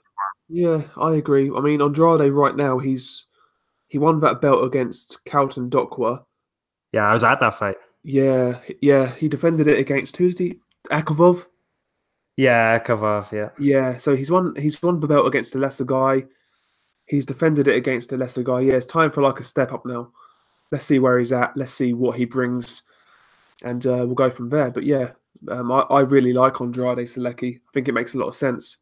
Yeah, I would have really liked to see him fight Billy Joe Saunders though. That original fight for the WBO, we would have learned so much more about both fighters. I agree. I was really disappointed that fight never came off, to be honest. Yeah, same. And the way I see it, I personally felt Billy Joe ducked it, but there we go. I mean, obviously the fight got made. We all know what happened. Billy Joe tested positive. No matter how you kind of feel about that, he vacated the belt. Andrade got the belt. Then Billy Joe said his belt was stolen. Blah blah blah. Then Billy Joe gets a chance to get that belt back, and he decides not to. If you're going to go around and say, "Well, this guy stole my belt," and you're not doing anything about it, I mean, it's a duck, isn't it? Surely. Yeah. The guy had the opportunity to fight him, and he never took it. And now he's fighting a guy called Shefat Isafi. Yeah. At 168. I mean, come on now. It's a joke. Mm-hmm. It really is a joke. I think what Billy Joe's trying to do, I think he's trying to fight Eubank Jr. again at 168. Yeah. I think that fight makes money in the UK. Yeah, he's looking for those big money opportunities at this point. Yeah, exactly. I mean, I think Billy Joe, when it's all said and done, he'll be similar to guys like Kell Brook, where the guys had the talent, but they just never really got those wins to. Yeah, that's a really good Yeah, comparison, actually. yeah, Yeah. they just never got those wins that they should have really got, to be honest. But there we go. And yes, it's one of those things. I think Billy Joe, he's looking for those big payday fights. Yeah. He's always kind of had that ever since he won the belt from Lee. He's always had that mentality, it seems. Yeah, no, I agree. I agree. It's a shame because he is actually a really good boxer. I'm not saying he's a bad fighter. I think I genuinely believe he's one of the most talented guys. Oh, for sure. Yeah, in this country. But I mean, talent only takes you so far. If you're not fighting anybody, if you're not, giving us the fights we want. I mean, taking risks too. Yeah, taking risks and really kind of giving yourself tough fights. I mean, what can we really say? Yeah, you're a talented guy, but what else is there? And the correct type of risks, right? Like I think a good risk for Billy Joe to have taken would have been like a Triple G or a Canelo, right? When he yeah. Like prior to all this stuff happening. Now I know he did call for the fight and didn't get it. He called for both fights, I'm pretty sure, right, and didn't get it. But who knows? Who knows what happens behind the scenes, right? Yeah. And then you have Kell Brook who took risk, but I mean that was the not very calculated risk. I mean, he should have never went up against Triple G. It was so silly because at the time they was negotiating to fight Jesse Vargas. Yeah. And Vargas at the time had the WBO, so they would have unified. But that kind of fell through, and then they went straight to Golovkin. What they should have done, they should have overpaid Jesse Vargas, just get him in the ring, get the belts. At that point, you're a unified champion at welterweight, and you've got more bargaining power going forwards. But they chose the quick cash out route where they could have built something at welterweight, and they could have built something really good at welterweight. A lot of people considered Brook at that time the best welterweight. Yeah, right? Yeah, exactly. I mean, if he got that WBO, he would have been a unified champ, and he would, like I say, he would have had more bargaining power against guys like Thurman or Pacquiao, whoever. Yeah, but, and that Kell Brook, the pre-Triple G Kell Brook, I could have seen him beat pretty much all the welterweights other than, I think I'd still favor Spence pretty heavily. And I don't think he would do, like, I think Crawford would give him a lot of issues. But against the Thurmans, the Danny Garcias, I could see him winning for sure. Yeah, no, I agree. And it's a shame they took that, the Golovkin fight, got paid very well, but it took a lot out of him. Yeah, a lot. It took a lot out of his career. And not only the punishment, but then going back down to 147 after that fight. Yeah, it's been kind of haywire ever since that Triple G fight for him, like switching trainers now and being adamant that he's gonna stay at 147 now. I mean, it's crazy. Just seems pretty weird.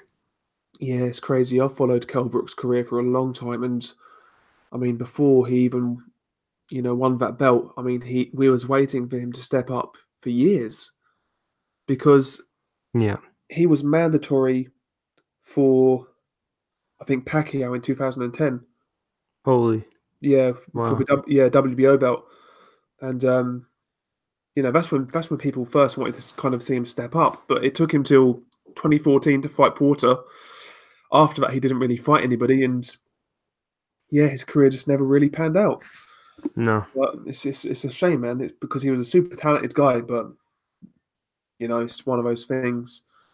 And it just seems to be a theme at the minute, especially in the UK. I think Callum Smith's another guy. I mean, he's won his belt. He beat George Groves, good win, but he's not doing anything. Yeah, he's fighting in America next. It's going to be a tune-up, so we'll be halfway through the year. He would have had one tune-up, and what next? I mean, is he going to fight Caleb Plant? I mean, I doubt it. Benavidez, he's got a fight coming up. I mean, what's fair for him? It's just, I don't know. Yeah, there's a lot of milking and marinating going on. Yeah, and certain fights just don't need it.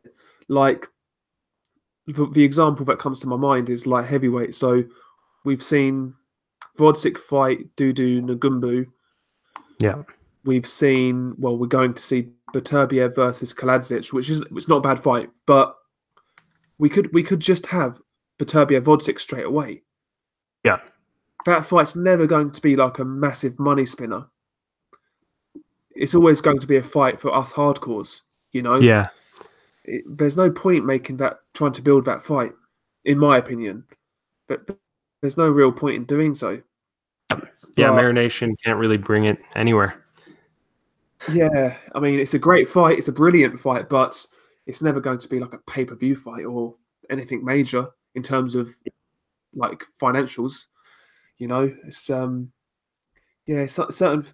Marination. It's just certain fights just don't require it. Fair enough if you're a promoter like and there's a fight that you could grow like a Lomachenko Lopez, for example. Fair enough. Make us wait for a couple of fights, but Vodzik Beterbiev, just get it on now. Just make it happen. And that's the thing. They're trying to marinate every single fight. And we've missed fights because of it, you know? I mean, it's a pain. It really is a pain. It's either they try to marinate fights or it's the A side, B side argument to stop fights happening. It's just ridiculous. Yeah. The post-Mayweather era. Yeah. And the thing is, like, with Mayweather, they saw Money Mayweather, but they never saw the guy who, Pretty Boy, who was doing work before that. You know, he's beating guys like Gennaro Hernandez and Castillo, Corrales. He was beating good names before he was a pay-per-view guy. These guys, they get one good win at world title level, and then they think they are, you know, the next Floyd. Then they want these pay-per-view fights. They want to be treated with all these, you know, privileges, but they've not gone through what the likes of De La Hoya went through, or even Mayweather went through. You know, they're just expecting it to be handed to them. So Errol Spence, I mean, on the come up, he was saying all the right things. He wanted to fight everybody. Fine, gets the IBF belt. Oh, Terence Crawford, he's on the wrong side of the street. Blah blah blah. So I don't want to hear that. Just don't want to hear it. I don't want to hear it. It's ridiculous. Then he's fighting a lightweight. I mean, come on. Yeah. It's just, I don't know. It's frustrating. Yeah. But well, apparently he's fighting Porter next, which is a great fight. So I'll accept that. That's great. I'm happy with that. But I mean, it's just a bit. It gets a bit silly, to be honest. It does. It does. And the worst thing about it, if that's what boxing is, then try and keep it out of the public. I just don't want to hear it. I just don't want to hear it. Keep the business behind closed doors. You know. Yeah. Everyone kind of is in the know. It seems like the media just gets little tidbits of info, and then the fans just get even more angry. So. Yeah, and the worst thing is though, so certain fans like me and you, will hear it and we'll get wound up that the fight's not happening. But certain people who are like fans of fighters, they will use that as an excuse why their favorite fighter's not taking a certain fight, and they become part of the problem. If you get what I'm trying to say. Oh yeah, total groupies. Yeah, because what's up? They're protecting their fighter, you know, because they're fanboys. Well, whereas people like us, we just want to see these fights happen. Yeah. What are we talking about? Just got back. Just marination of fights and stuff like that. Oh, and fans enabling. Yeah. Fans enabling marination. Yeah. Pathetic. And that's a big problem. That's a big problem. I think fans enabling is that is the problem, because the second the fans don't enable it, the fights have to get made. Otherwise, like, if you think about it, if fans like decide, you know what, I'm not going to pay for this, I'm just going to illegally stream it. Let's say Joshua fights Wilder. As bad as it would be for boxing, let's say that only did like 50K pay-per-view boys, they wouldn't be marinating anymore. Yeah. It would stop immediately. Yeah, true. So, and it's what I said. I made a video a little while ago about Wilder, Fury, Joshua. I'm not going to buy a Joshua fight, or a Wilder fight, a Fury fight, if these guys are not fighting each other. You know, with the odd exception, maybe a Usyk, I'll pay for it. But like, I'm not paying for Joshua versus Miller. I'm not paying for Fury versus Schwartz. So I'm not paying for those fights. You know, I'm just gonna find another way to watch them. Mm-hmm. And yeah, I think that's the thing. You've got to vote with your wallet. That's the Yeah. only way. That's the only way to get these promoters to really kind of listen, I suppose. No, it's true. But like the thing with Joshua, like I mean, he could fight whoever, and people are they're going to buy it. But got to do something. I guess you got to do something. Hmm. I'm gonna head out. I have to go eat some dinner. But yeah, thanks for having me on the call. No worries, mate. No worries at all. All right. Yeah, talk to you soon. Cool. See you later. See ya. See ya on Rival. See you, man. Yeah, why isn't your chat letting me post? What is this? You are posting What did I write? HM. Yeah, but more than that, I'm trying to say something explicit. It's not letting me. What are you trying to write? There's no banned words, so you should be fine. Oh, Jay Cleary's in the chat, man. Yeah, that's what I'm trying to write. I'm trying to call him a cook boy.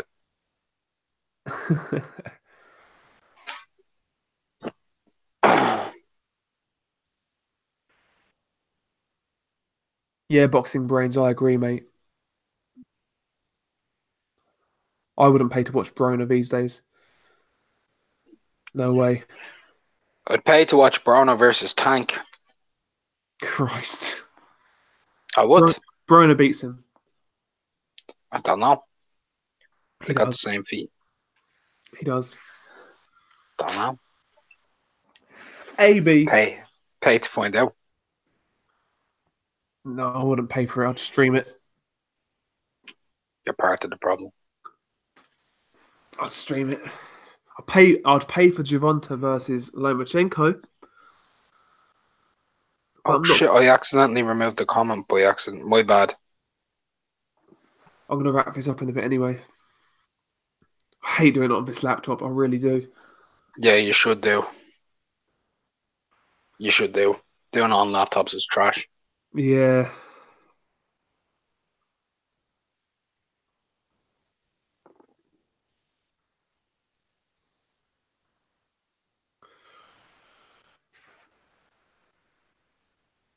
Why Okay. is there 28 people watching and you've only got 14 likes? That's horrible. How dare they, Del?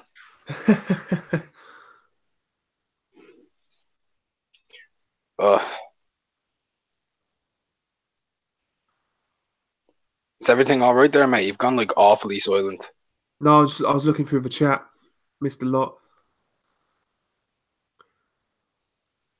Jake Cleary is here. He's here in force, man. Shout out to Jake Cleary. Saul was here. So Boxing did you enjoy my video though? I liked it, man. You didn't go over the top. It wasn't over the top.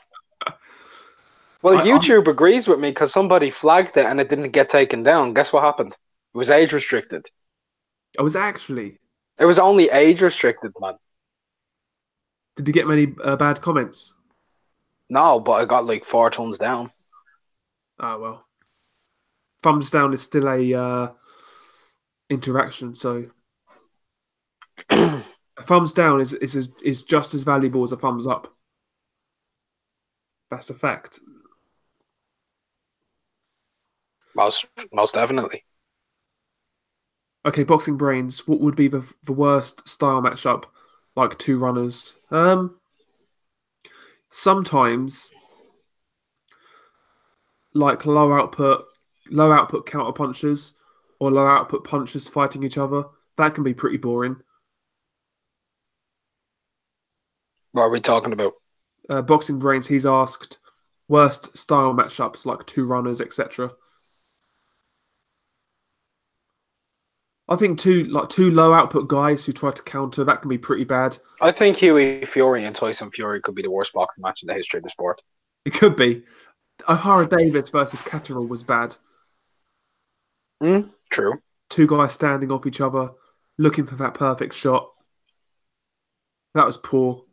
You see, then there's fights like when you have guys who are very similar, right? If let's say like a Tony Harrison and someone who fights identical to him, right? Would it just be boring, right? It'd be boring.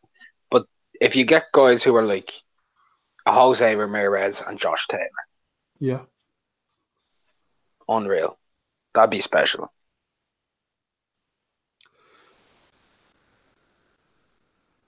That would be special. No, I agree, man. Yeah, Noah Jolly, he says 2 counter punches. Yeah, sorry, 2 counter punches. Yeah, I agree. They both stand there waiting. Yeah, I agree. Huey Fury versus Pulev, man, that was terrible. Absolute shit, that fight. I liked it. No, you didn't. I still watch it every now and then when I'm struggling to sleep. Yeah, I mean, Does the job. that fight, mate, honestly, I mean, that fight is not good for your health. Mentally, physically, emotionally. Don't watch it. I would much rather watch a fucking ISIS beheading video than watch that Jesus shit. Christ! I kid you not. I'm not watching that shit again. If you give me the choice, I would much rather see some cunt get his head cut off than... Do you remember how earlier I said I would come on and I'd be politically correct and everything, and I was being nice so that It's like true, your video it's true, wouldn't get though. any trouble. It's totally true, though. What would you rather watch? You could have a minute video of watching some poor bastards get offed, or you can watch 36 minutes of Huey Fist of Fury fucking run around against Pulev. What would you rather watch? Ah, Tone, you fucker. Huey Fury versus Malik Scott. Jesus. Shades of shit versus shades of piss, huh? Christ. Oh, damn, that's a terrible... One person's duvet is slightly brown, the other's is slightly yellow, you know what I mean? That's trash. Goodness me. That's bad. Tom Wilde still here? I would not like to see that fight though. That's garbage. Yeah, yeah. Give me that ISIS beheading video. That should be a segment on the. We should do a podcast, and that should be a segment. We should actually do a podcast. I've been thinking about it, mate. I do need to sort a few things out, but yeah, podcast is definitely something I want to do. Should be. I'm thinking I'm gonna go down the route of my latest video, man. Should be a segment on it. Would you rather watch a fucking ISIS beheading video or a really shit fight? You got to name a shit fight, and I think I'll be watching a lot of ISIS fucking beheading videos. I'll be honest. There's some shit fights out there. Huey Fury versus Tom Schwartz or ISIS beheading video. Do you know what? I would watch that fight because I don't know the outcome. As in, like, well, I genuinely think Schwartz could beat him. Here's one for you. Huey Fury versus Otto Wallen. That just has shit written all over it. That's trash. That, because Otto's a runner too. Yeah, and it has to be held in Sweden, like a really quiet arena. Like no. It needs to be in the top of Finland. Yeah. Where nobody goes. To Oulu. Let's do it in Oulu, boy. We appreciate that, Noah. Thank you for subscribing to Del Boys Boxing News. Boxing Brains, Saunders versus DeGale. I think that would be a bad fight. I think it would be messy, but I think it's one of those fights you could sit through. I'd actually enjoy that. If it was DeGale from 2015, yeah, I agree. Really good fight. DeGale against the DeGale who fought Eubank, I'd like to see it because I think he could sap Saunders' energy, and then we could start to see a fight open up. I don't know, mate. Don't know. Wait, is Saunders on Xilofren or not in this fight? Sorry, what? Is Saunders on Xilofren or not in this fight? No. Against DeGale. So he's not on it. So we're going back to the Saunders who gasses out. Yeah. Yeah, I could see DeGale gassing him. No, both guys gas though. DeGale gasses. They'll be hugging after 6 rounds. That'd be horrible. That'd be a bad fight to watch. Noah. Noah Jolly, a Coley versus Askin rematch. Christ. A Coley versus Chamberlain rematch. Oh, God. I'd rather watch that, to be honest, than the Askin rematch. That's terrible. Okay. Adam Scott, he says... Was it Adam Scott? Yeah. He's glad we never got to see Flanagan versus Crawler. I'd have actually enjoyed to see that in fight. I think it would I agree. In hindsight. Yeah. Okay. At the time, I really wanted to see it. But, yeah, I think it would have been shit, to be honest. What other fights were terrible? Klitschko Abragimov. That was poor. Klitschko Povetkin, the rematch. Oh, yeah. Although that would be interesting now because Vlad's 43. I'd watch it. I'm not watching no ISIS beheading video. I'd watch Klitschko Povetkin too.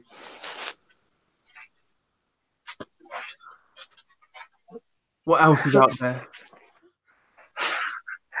Name ones for me, and I'll tell you. ISIS beheading video, or I'll watch the fight. Okay.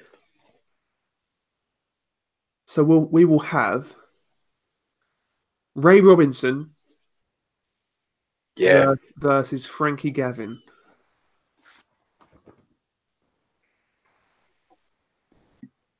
Partake in ISIS beheading video. Christ. I think you're with me on that as well. I think I agree, mate. I don't think I could sit through it, in all honesty. What else is out there? Some really dull, boring fighters. Ooh. Gavin versus Skeet, good show. That could be competitive. No, they fought already. Did they? I can't even remember. I don't give a shit about either of them. So yeah, Gavin won by split decision. Was it a good fight or a bad fight? It's quite shit, mate. It wasn't as bad as you think, but it was shit. Watching it at the time was intriguing, but you're not going to watch it back. One of those ones. Okay. Brian Sounds Rose, like a 6 out of 10. Yeah. 6 out of 10, 5 out of 10. Brian Rose versus Jack Arnfield. Yeah, that was shit. Get beheaded in an ISIS beheading video. Christ. Oh, who else? What else? I'll tell you one I haven't rewatched and I never will. Go on. The biggest fight of all time. Maypac. Mm-hmm. Yeah, I've not seen that back either. I would, if I had to choose between watching 10 ISIS beheading videos in a row or to rewatch that full fight, I would rather see 10 people get beheaded. I've actually watched a guy get burnt alive in one of those videos before, right? Fucking hell. And I'd rather watch that again, and that crippled me. Yeah, Brian Rose versus Matthew Macklin. That wasn't great. Oh mate, I'd rather chop my own head off. I hate Matthew, don't I? Yeah. Paulie Malignaggi versus Ray Robinson. What about that? I think that'd be interesting enough. Paulie's not a boring fighter; he just has no power. This Paulie Malignaggi, this version. I could see Ray Robinson tagging him up. I'd watch it. I just want to see Paulie get beat up. I want to see Paulie lose and lose and lose. Who else can we go with? I don't really know. I mean, dull fighters. Oh, okay. Anthony Crawler versus... who's a guy who moves a lot? I don't know with Anthony Crawler, actually. I've got one for you, right? If they were both the exact same height and weight, yeah?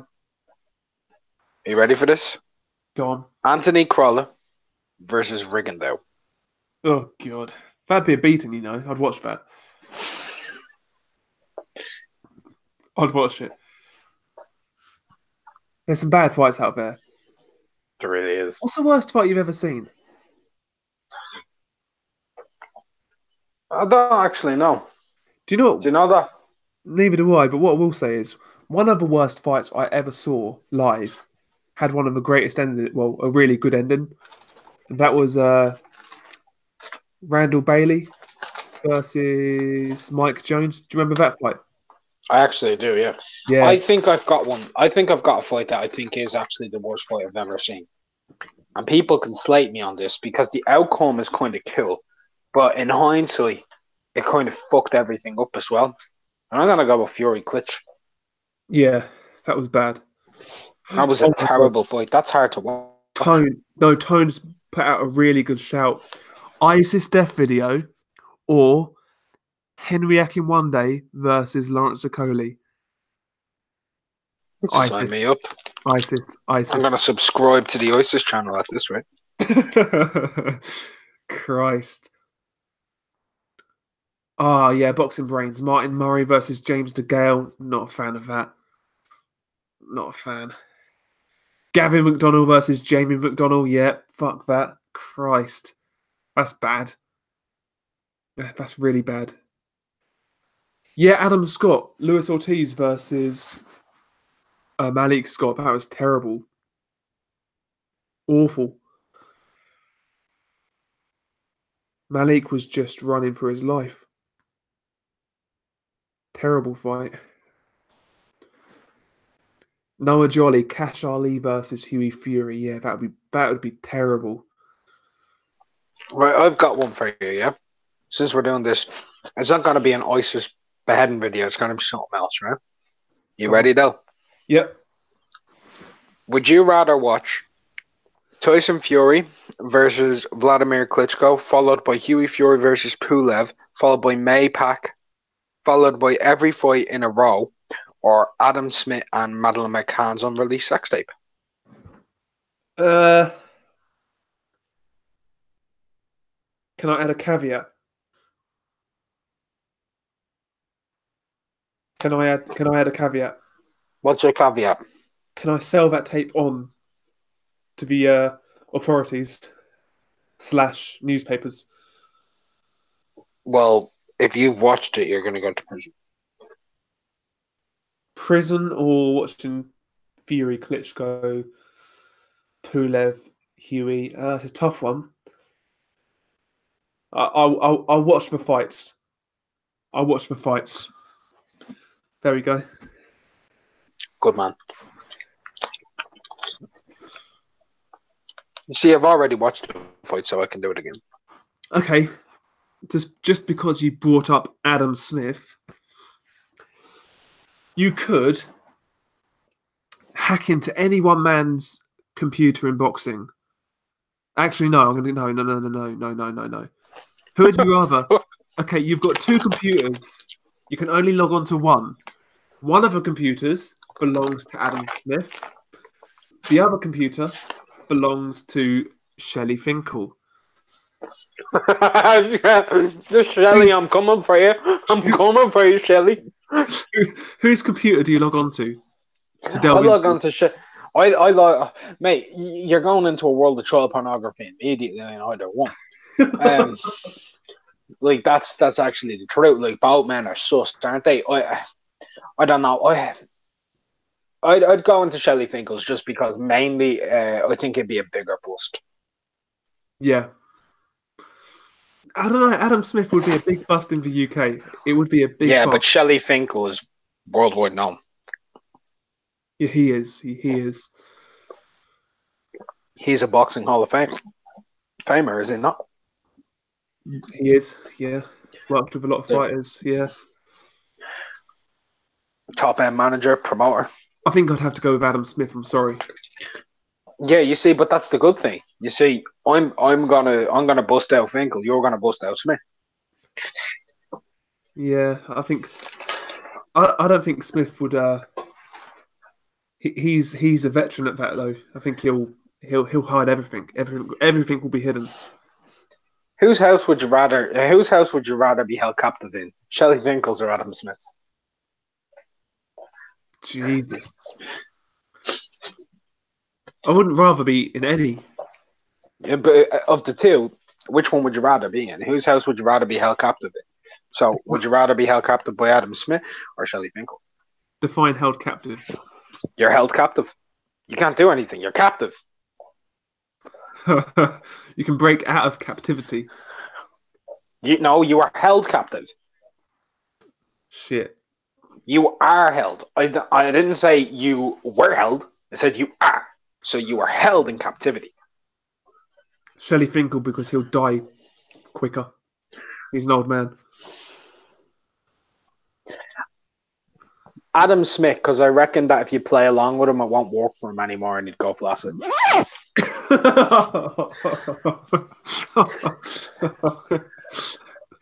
Oh, shit. Sorry, mate. No, that's good. I like it. That's good. Really should have a really should have a podcast where it's like anything goes. No, I think I will on the second channel. I think that's a good idea, to be fair. It's a good idea, but I liked that gag. But Adam Smith, Shelley Finkel, and the word gag. Right here on Del Boy's Boxing House. I would go with Shelley Finkel just because he's going to die quicker. But at the same time, if I've been held captive and the guy dies, I'm fucked. So, who do you think you could fight off easier? Oh, both of them. Nah, who do you think would be easier to fight off? I reckon Adam Smith. Because I reckon Shelley Finkel would have a brand or something to like scorch her skin. Yeah. Yeah, Adam Smith. You see, as fucked up as Adam Smith is, he doesn't seem sinister, whereas Shelley does. You know, he has all the makings of a serial killer who has like 4 ant farms at home. Yeah. Where he goes home and he's like, "Hi, Julius. Hi, Cyril. Hi, Clyde." And you're just like, you are a creepy little... Where did they get those names from? Whereas Adam Smith is more like, he just stares at fucking boxers at weigh-ins, a.k.a. Adam, you know Adam Smith will sniff your bicycle, see, he'll let you go to the grocery store. Yeah, I reckon he'd actually be kind. He'll treat you well. He'd treat you well. He'd just be so happy to be able to have a little bit of, a little bit of the Dell end. Well, damn. Fuck you know. Oh, mate. I can't wait to be unleashed upon the world of boxing with, like, the way I talk. I can't wait for it. It'll go down well, mate. It'll go down well. Oh, I hope Michelle Joy Phelps, she interviews me and then a week later she finds me video. Call her out. That'd be jokes. No. Yeah, Tone says Adam Smith's got the body of a man half his age buried under his patio, maybe. Call her out to a smash or pass. Yeah. Half is being a bit generous, Tone, to be honest, mate.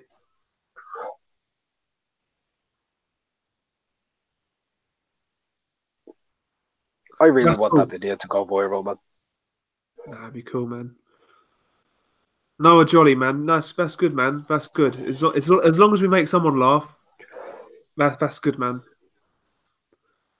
That's good. I don't give a fuck about your happiness now. Go fuck yourself. No, it's good, man. It's good. Like, that isn't true. Please stay subscribed to Del. Del's opinion doesn't reflect my opinion. Now, in all seriousness, though, like for the most part, we keep it serious on air. But when there's a live stream, it tends to go south eventually. It's my fault, isn't it? Well, not today. It's not. You started it. I did start it today with the ISIS comment. You're right. You're right.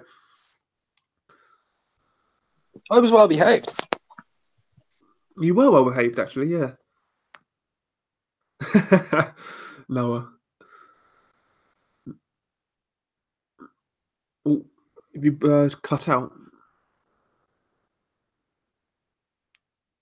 Or maybe he's cut out. I don't know.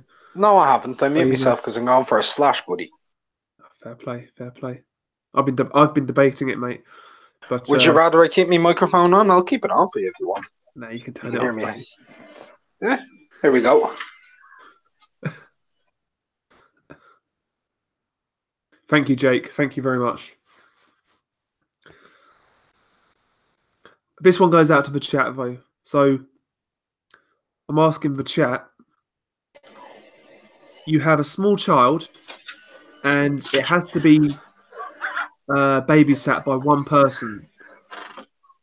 And the two choices you have are Adam Smith and Shelley Finkel. Who would you trust more to babysit that child? And the child looks like Madeline McCann. I wouldn't trust myself around Madeline. But Christ. no, Jesus, that is gone too far. But is that for the chat? Yeah, that Mate, was. I didn't think you were that fucked up, man. I thought I was the fucked up. That's messed up. So yeah, chat. Who would you rather babysit a small child, Adam Smith or Shelley Finkel? I've got my answer. Adam Scott has his answer. He's saying Adam Smith. Shelley Finkel is older and has less to lose. I love that. I like that one, man. I've got my answer. But it'll cause trouble and it'll get me in trouble with a lot of people. Ooh. Oh, don't know if I want to. I don't know if I. Noah, that's brutal. Yeah, either way, the child is fucked. To be fair. Oh shit! Jesus, Noah, my lord. How about you, Del? If I had to pick one, I would go Adam Smith. Why? Because, like Adam Scott said, he's got less to lose. He's got more to lose. Sorry, Adam Smith. All right. He's younger. He's got a family. He's got a good job on Sky. I just think he's got more to lose. Whereas Shelley Finkel, he could be dead next week. You know. So okay. And I'll give you my choice if you want to know, but it's hella offensive. Define hella offensive. It's borderline racist. Oh, come on now. How can it be racist? There's two fucking white guys. One's Jewish. So it's not a race, though. All right, then it's prejudiced. It's prejudiced. It's stereotyping. Anti-Semitic. It's right. Okay, it's anti-Semitic. I've already put it out there. We've already done anti-Muslim or pro-Muslim, if you will, or pro-ISIS. Actually, in terms of boxing, we'd rather support ISIS. So, in for the penny, in for the pound. I'd go with Shelley Finkel, and the reason why I would go with Shelley Finkel to babysit my child instead of Adam Smith is because Shelley Finkel is a Jew, and Jews value money, and I'd be paying him very well. Whereas Adam Smith's going to be sniffing my bicycle seat. True. I was expecting a lot more outrageous. That wasn't too bad. I'm going to be perfectly honest. What my original comments were going to be is I had to change it up, but fuck it, I'll do it anyway. Shelley Finkel, because if he doesn't do it, I'm going to leave him in the ashtray beside my cigarette. Damn. That's out there. Vacuum him up with the Dyson. That's out there, man. At least it was easy to clean. To be fair, though, I can't really, I can't really say shit when I ask questions like that. To be honest, no. What do I expect, eh? What do I expect? But I think in the future, the more controversial shit goes into the second channel. In the next couple of weeks, I'll put it out there. I just did make a Holocaust joke, Noah.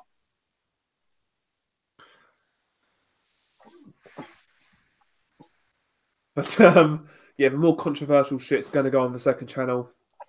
I will put that out there. Are you ever going to do anything as controversial as my last video? The second channel is just, it's for me, innit? Do you know what I'm saying? It's like for me to do what I please, really. So maybe.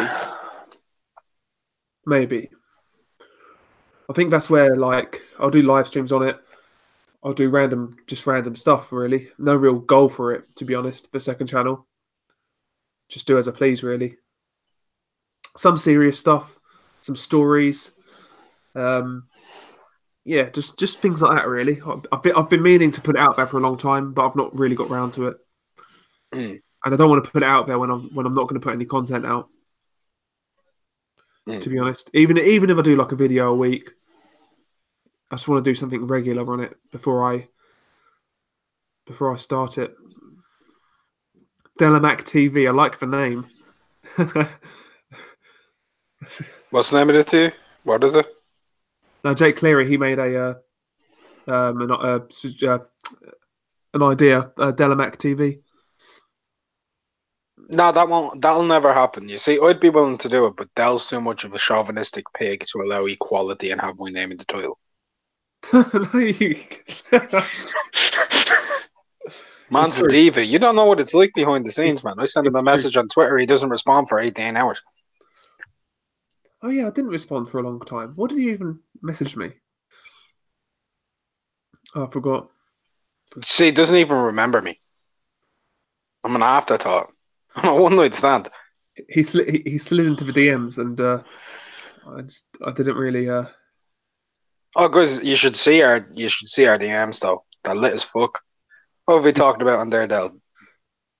Right, lit. this is actually true. We've talked about people killing themselves in there, haven't we? Yeah. We actually have, lads. That's not even a joke. Banter. Oh, Jesus. That's fucked up. That's grim, innit? It's really grim considering you know what happened. Yeah. No, it's humour, mate. Humour's the way forward. That's all I'll say. Humour. Humour, man. Give us an edgy joke, though. Let's go. Let's go 1 for 1. Let's go 1 for 1. You versus me. I'm not a guy who does jokes on the spot. It needs to be spontaneous. It needs to be in the moment. It needs to be in that situation, if that makes sense. All right. Well, I've got one. Right. Most offensive joke. I know it's the most offensive. Are you okay with the most offensive joke I know being on your channel or no? I think this stream's getting deleted after it gets uploaded. In all honesty. How do you make a baby cry twice? Go on. You wipe your bleeding cock on its teddy bear. Jesus Christ, that's out there. Fucking hell. Jesus. Second channel, that's fine. But fucking hell.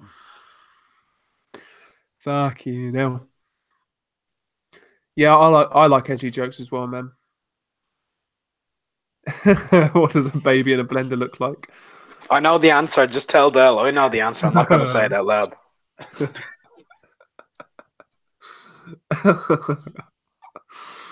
Christ. You won't even get a strike for this, by the way.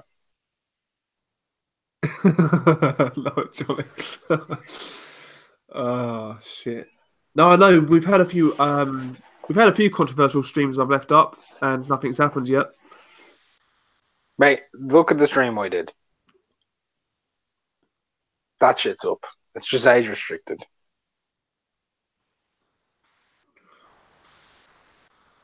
Jesus, that is cracking. I like it, but no, I need to get that second channel out there. I think once I've put it out there, I'll fucking do it. But yeah, I'll put it out there. I think I'll put it out there this week at some point. There you go. And then what do you call it when a panda rapes a baby? Go on. Pandemonium. Christ.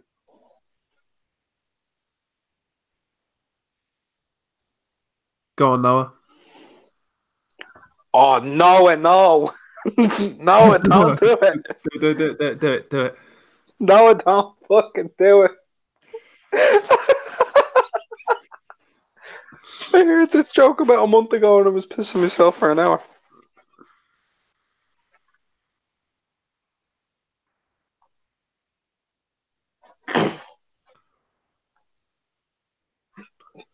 Oh, no, he's prolonging the agony.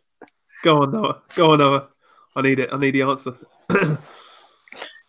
Because I ain't saying it out loud.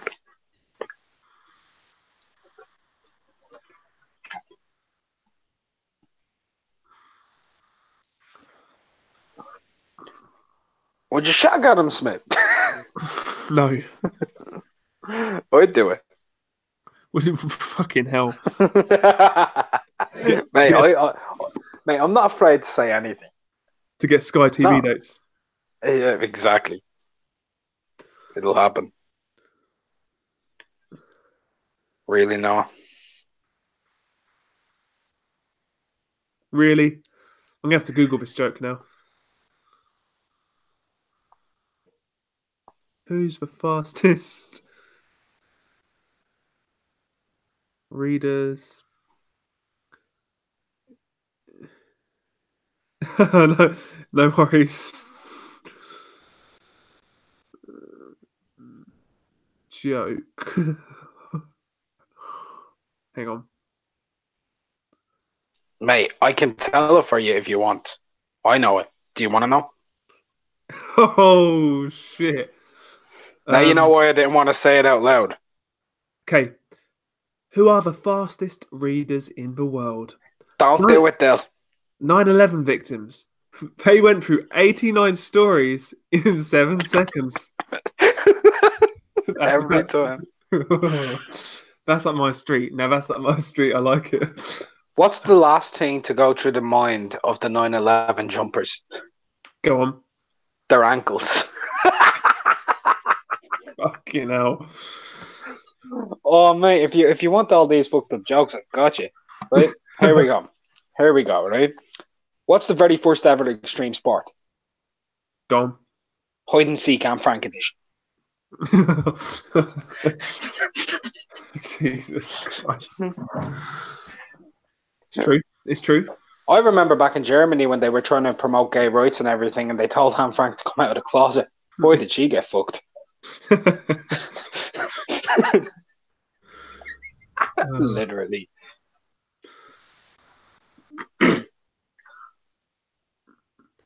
Nah, Jake. Do you reckon Madeleine McCann's parents feel the exact same way that I do every morning when I can't find my keys? Yeah. No, they don't. Because unlike you don't know what you've done with your keys. They know what they've done with Madeleine. So there we go. They know where she is. 100%.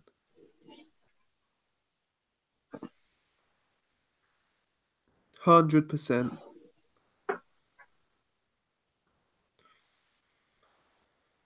Hang on, just checking something. That's fine, man. I'm just having a wank.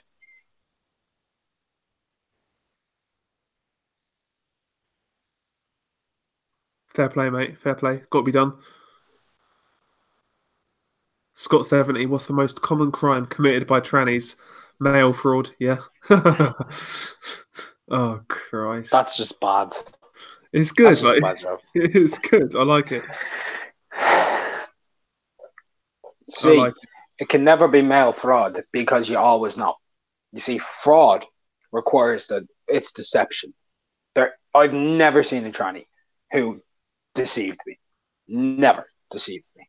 Never. I think that's false. You think that's false? Yes. Well, I mean, I did see you when you were 16 on Halloween. I managed to find your Facebook, and I did find that one picture of you dressed up as a woman. That was very confusing, though. Trying to He's find not even tranny denying pics it. now. 100% happened. By the way, can we get people in the chat to do me a favor? This is a favor for me. I want to do a smash or pass video on female boxers, female boxing promoters, just women in the sport of boxing, right? Or MMA. And what I want you to do is list good looking ones and ugly ones, and all different kinds of, if there is any good looking ones. And I'm gonna do like an entire like slideshow pass, or smash or pass roast video.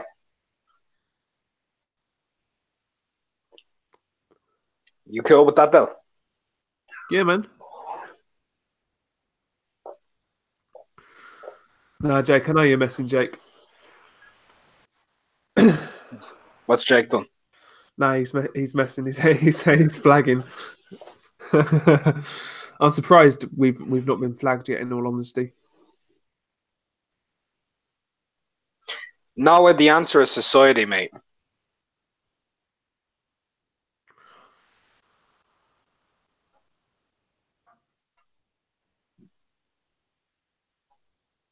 Hang on, let me just find this fucking stream. Lost it. Every one of your jokes, I know, man. I've been on Reddit. You're into your edgy jokes.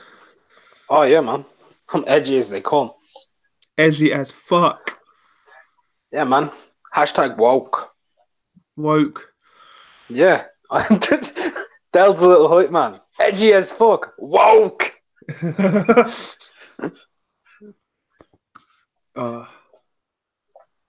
Fuck being woke. Who's the hottest slut in the world? In the boxing world. Yeah. Del. Oh, thank you, mate. That's the nicest thing anybody said to me today. It's probably the most truthful thing ever. As well. Like, not the hot part, just you're definitely the biggest slut. I'm not that Nah. bad, mate. Actually, you're not. You're not. Cameron on BDA has you beat. It's the way it's got to be, man. It's the way it's got to be. Anyway, I'm quids in at the minute, so I'm happy. What, Jake? Who do you want me to smash or pass, Jake? Clarissa Shields, Christian Hammer. All right, smash. Do it on Fight Week. Do it on Fight Week. Shields. Oh, Hammer. mate, I should do that. Yo, Yeah. I should do like a tailored tape smash or pass. Yeah, Yeah, that's genius. go for it. Got to get it done. Yeah, man. Wreck everybody. Yeah, and you need to retweet it to fucking Clarissa Shields because she gets fucking triggered about that sort of stuff. Oh, I definitely should. Yeah, do you know what else I should do? I should probably get my missus to do smash or pass on like promoters and everything, like Adam Smith and Shelly Finkel and all that.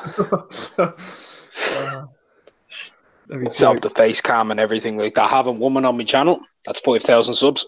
Yeah, 5,000 subs instantly. Overnight. The fact that she's not even bad, Del, helps. Yeah, exactly. Mate, if I was a fucking bird, I'd get on the internet, get my tits out, I'd be fucking sorted, mate. They have it easy. I'd have my vag out.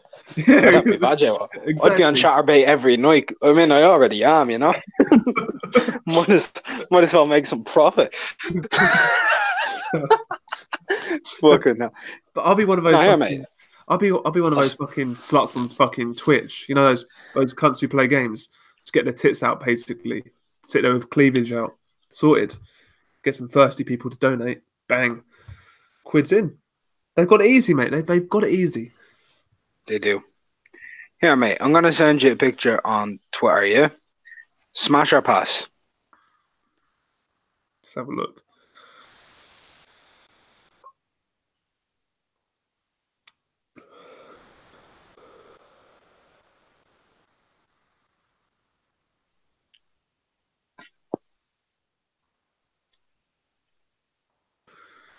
Just sent it. Okay, it's just come through. Yeah, I would. Appreciate it, mate. Is that your missus? That's genuinely my missus, yeah. Yeah, I would. I think I'm batting above me price. But there you go. Fair play, mate. Fair play. That's how it's done, boys. I ain't showing anybody else. Fuck that shit. At least I know Dell isn't going to leak that. And it's not a nude, thank God. No, I wouldn't. I'm not a leaker. I can hold it all in. That's fucking disgusting. Hottest misses in boxing, Scott 70. I personally believe it's Jorge Linares' wife. Yeah. She's up there. Of UK, what about of UK boxers? Oh, I reckon I'm going to give it a good shout. go on. You go first. No, I'm going to give it a good shout when I turn pro. To be fair, she's up there, mate. To be honest, I'd much rather her than Carl Froch's missus.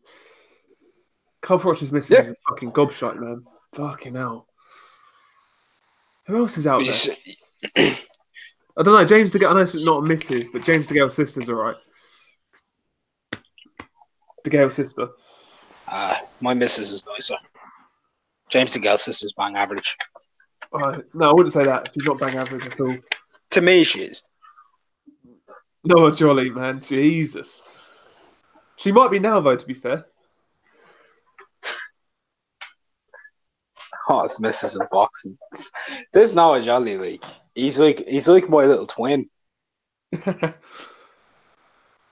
Scott 70, he thinks Froch's missus. I think Froch's missus is okay. It's just her. It's the gobshite nature of her that kind of puts me off. Are you doing well sexually though? I'm not at the minute. I'm quids in, mate. We've got a new link, so I'm okay at the minute. A new link? Yeah. Well, not a new link. One I told you about last Saturday. One I saw last Saturday. Has that happened since last Saturday? Seeing her tomorrow. So there we go. Touch wood. Touch wood. She will. Yeah. She lives with like loads of like uni mates, so they live in a house there. Oh yeah, I love that idea. And it's fucking. Do you live with like roommates or anything like that? Nah, I live with my own mate. Have your own place? Fair play to you. Nah, it's just rent, but don't. Yeah, but fair play to you. Yes, it's all right, man. I like my own space, man. To be fair, I obviously don't live by myself. No, with your missus, fair play, mate. And Adam Smith. And Shelley Finkel. What about Maddie? I haven't seen her in a while. Do you know, funnily enough, I last saw her in 2007. Did you? Yeah. I last saw her in 2019 on my desktop. I mean, on top of my desk. That zip was so well timed too. Oh, Christ.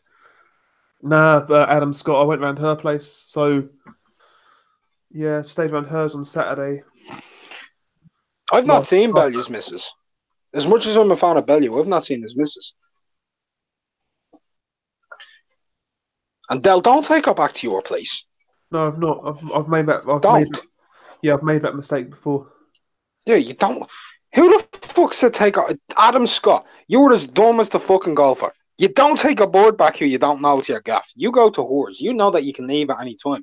You don't want her coming around to your gaff fucking throwing her knickers up at you saying, I love you, Del.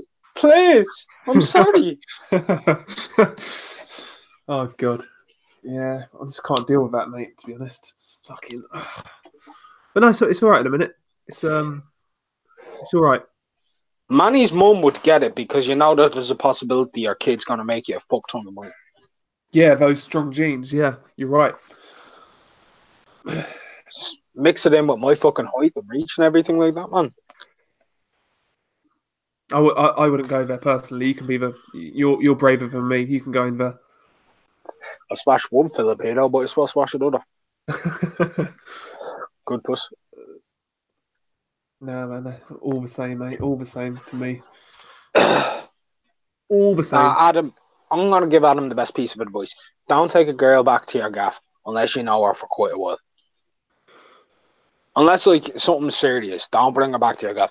Because it always leads to something messed up, man. And before you know it, if you're with a girl, like, 2 weeks or whatever, you'll start seeing, like, if she's over in your gaff for, like, 2 weeks or whatever, right? You'll start seeing, like, there's towels or she'll have a drawer and shit. Your shit's changed. Yeah. No, man, no. You don't do that. Women are fucking nesters, man. They're nesters. I love them, but they're nesters. Nester Gibbs. Little bitch. Damn. We went there, firing shots. Bang, bang. Yeah. No, Noah Jolly. You don't take her back to your gaff unless she's unconscious. Yeah, exactly. You see, Del, what everybody in the YouTube channel doesn't realise, right, is you don't want to start shit with any YouTube channels. And neither do I, right? But what's going to happen is you and me are going to start fighting. We're going to start bitching at each other. Yeah, It's going to be the best thing ever. yeah. To be honest, though, nobody will take it seriously because the regulars always show up, so they're going to know it's BS. No, but I mean legitimately, like in 2 years from now, we're going to have a massive fall out and we're going to be slating each other. Yeah, maybe. I doubt it personally. That's how YouTube works. Can't see it happening. I can't see it. Personally, I want to start a fight between me and Spartan Icons. Really? I really do. But I have a reason why. No, fair play. Fair play. Because I call him the British Boxing Ego. And if he's listening, yeah, mate, you're the British Boxing Ego. Come at me. Yeah, he seems like a cool dude. Spotted Icons.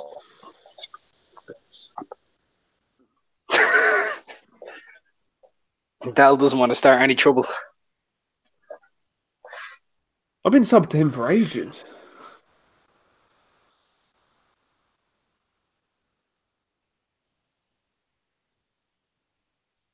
I totally lost where I was in the chat. Jake says he needs to call us. Jake, what's your email, buddy?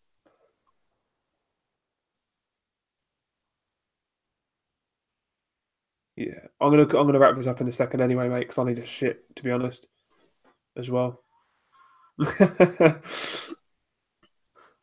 Tone, take her back to yours if you want. Tell her to hit the road once she bores you. Yeah, exactly. That's how I'm kind of dealing with it right now. No, I've never really been with that bird who like makes me want to change that as of right now. Have you ever had a board stay with you for a while though? Define a while. I always like saying that. Define whatever. That's my little phrase. Yeah. So the longest I've messed with someone is like 3 months. As in, how many times was she at your gaff? This was a little while ago. Quite a few times, I'll be honest. Dangerous. And so yeah, and that's the thing with that's what I'm saying. So after that, she wouldn't like. So I kind of like told her I was done with her in no uncertain terms, and like she still wouldn't leave me alone and shit. So like calls, she like tried to like knock on my door a few times and come in. Just things like that, and it's just it's not worth it, man. It's not worth it. Some are fine, man. Some will just fuck off, but like occasionally you'll get one where it's like they become like I don't know what it is. It's weird women out there.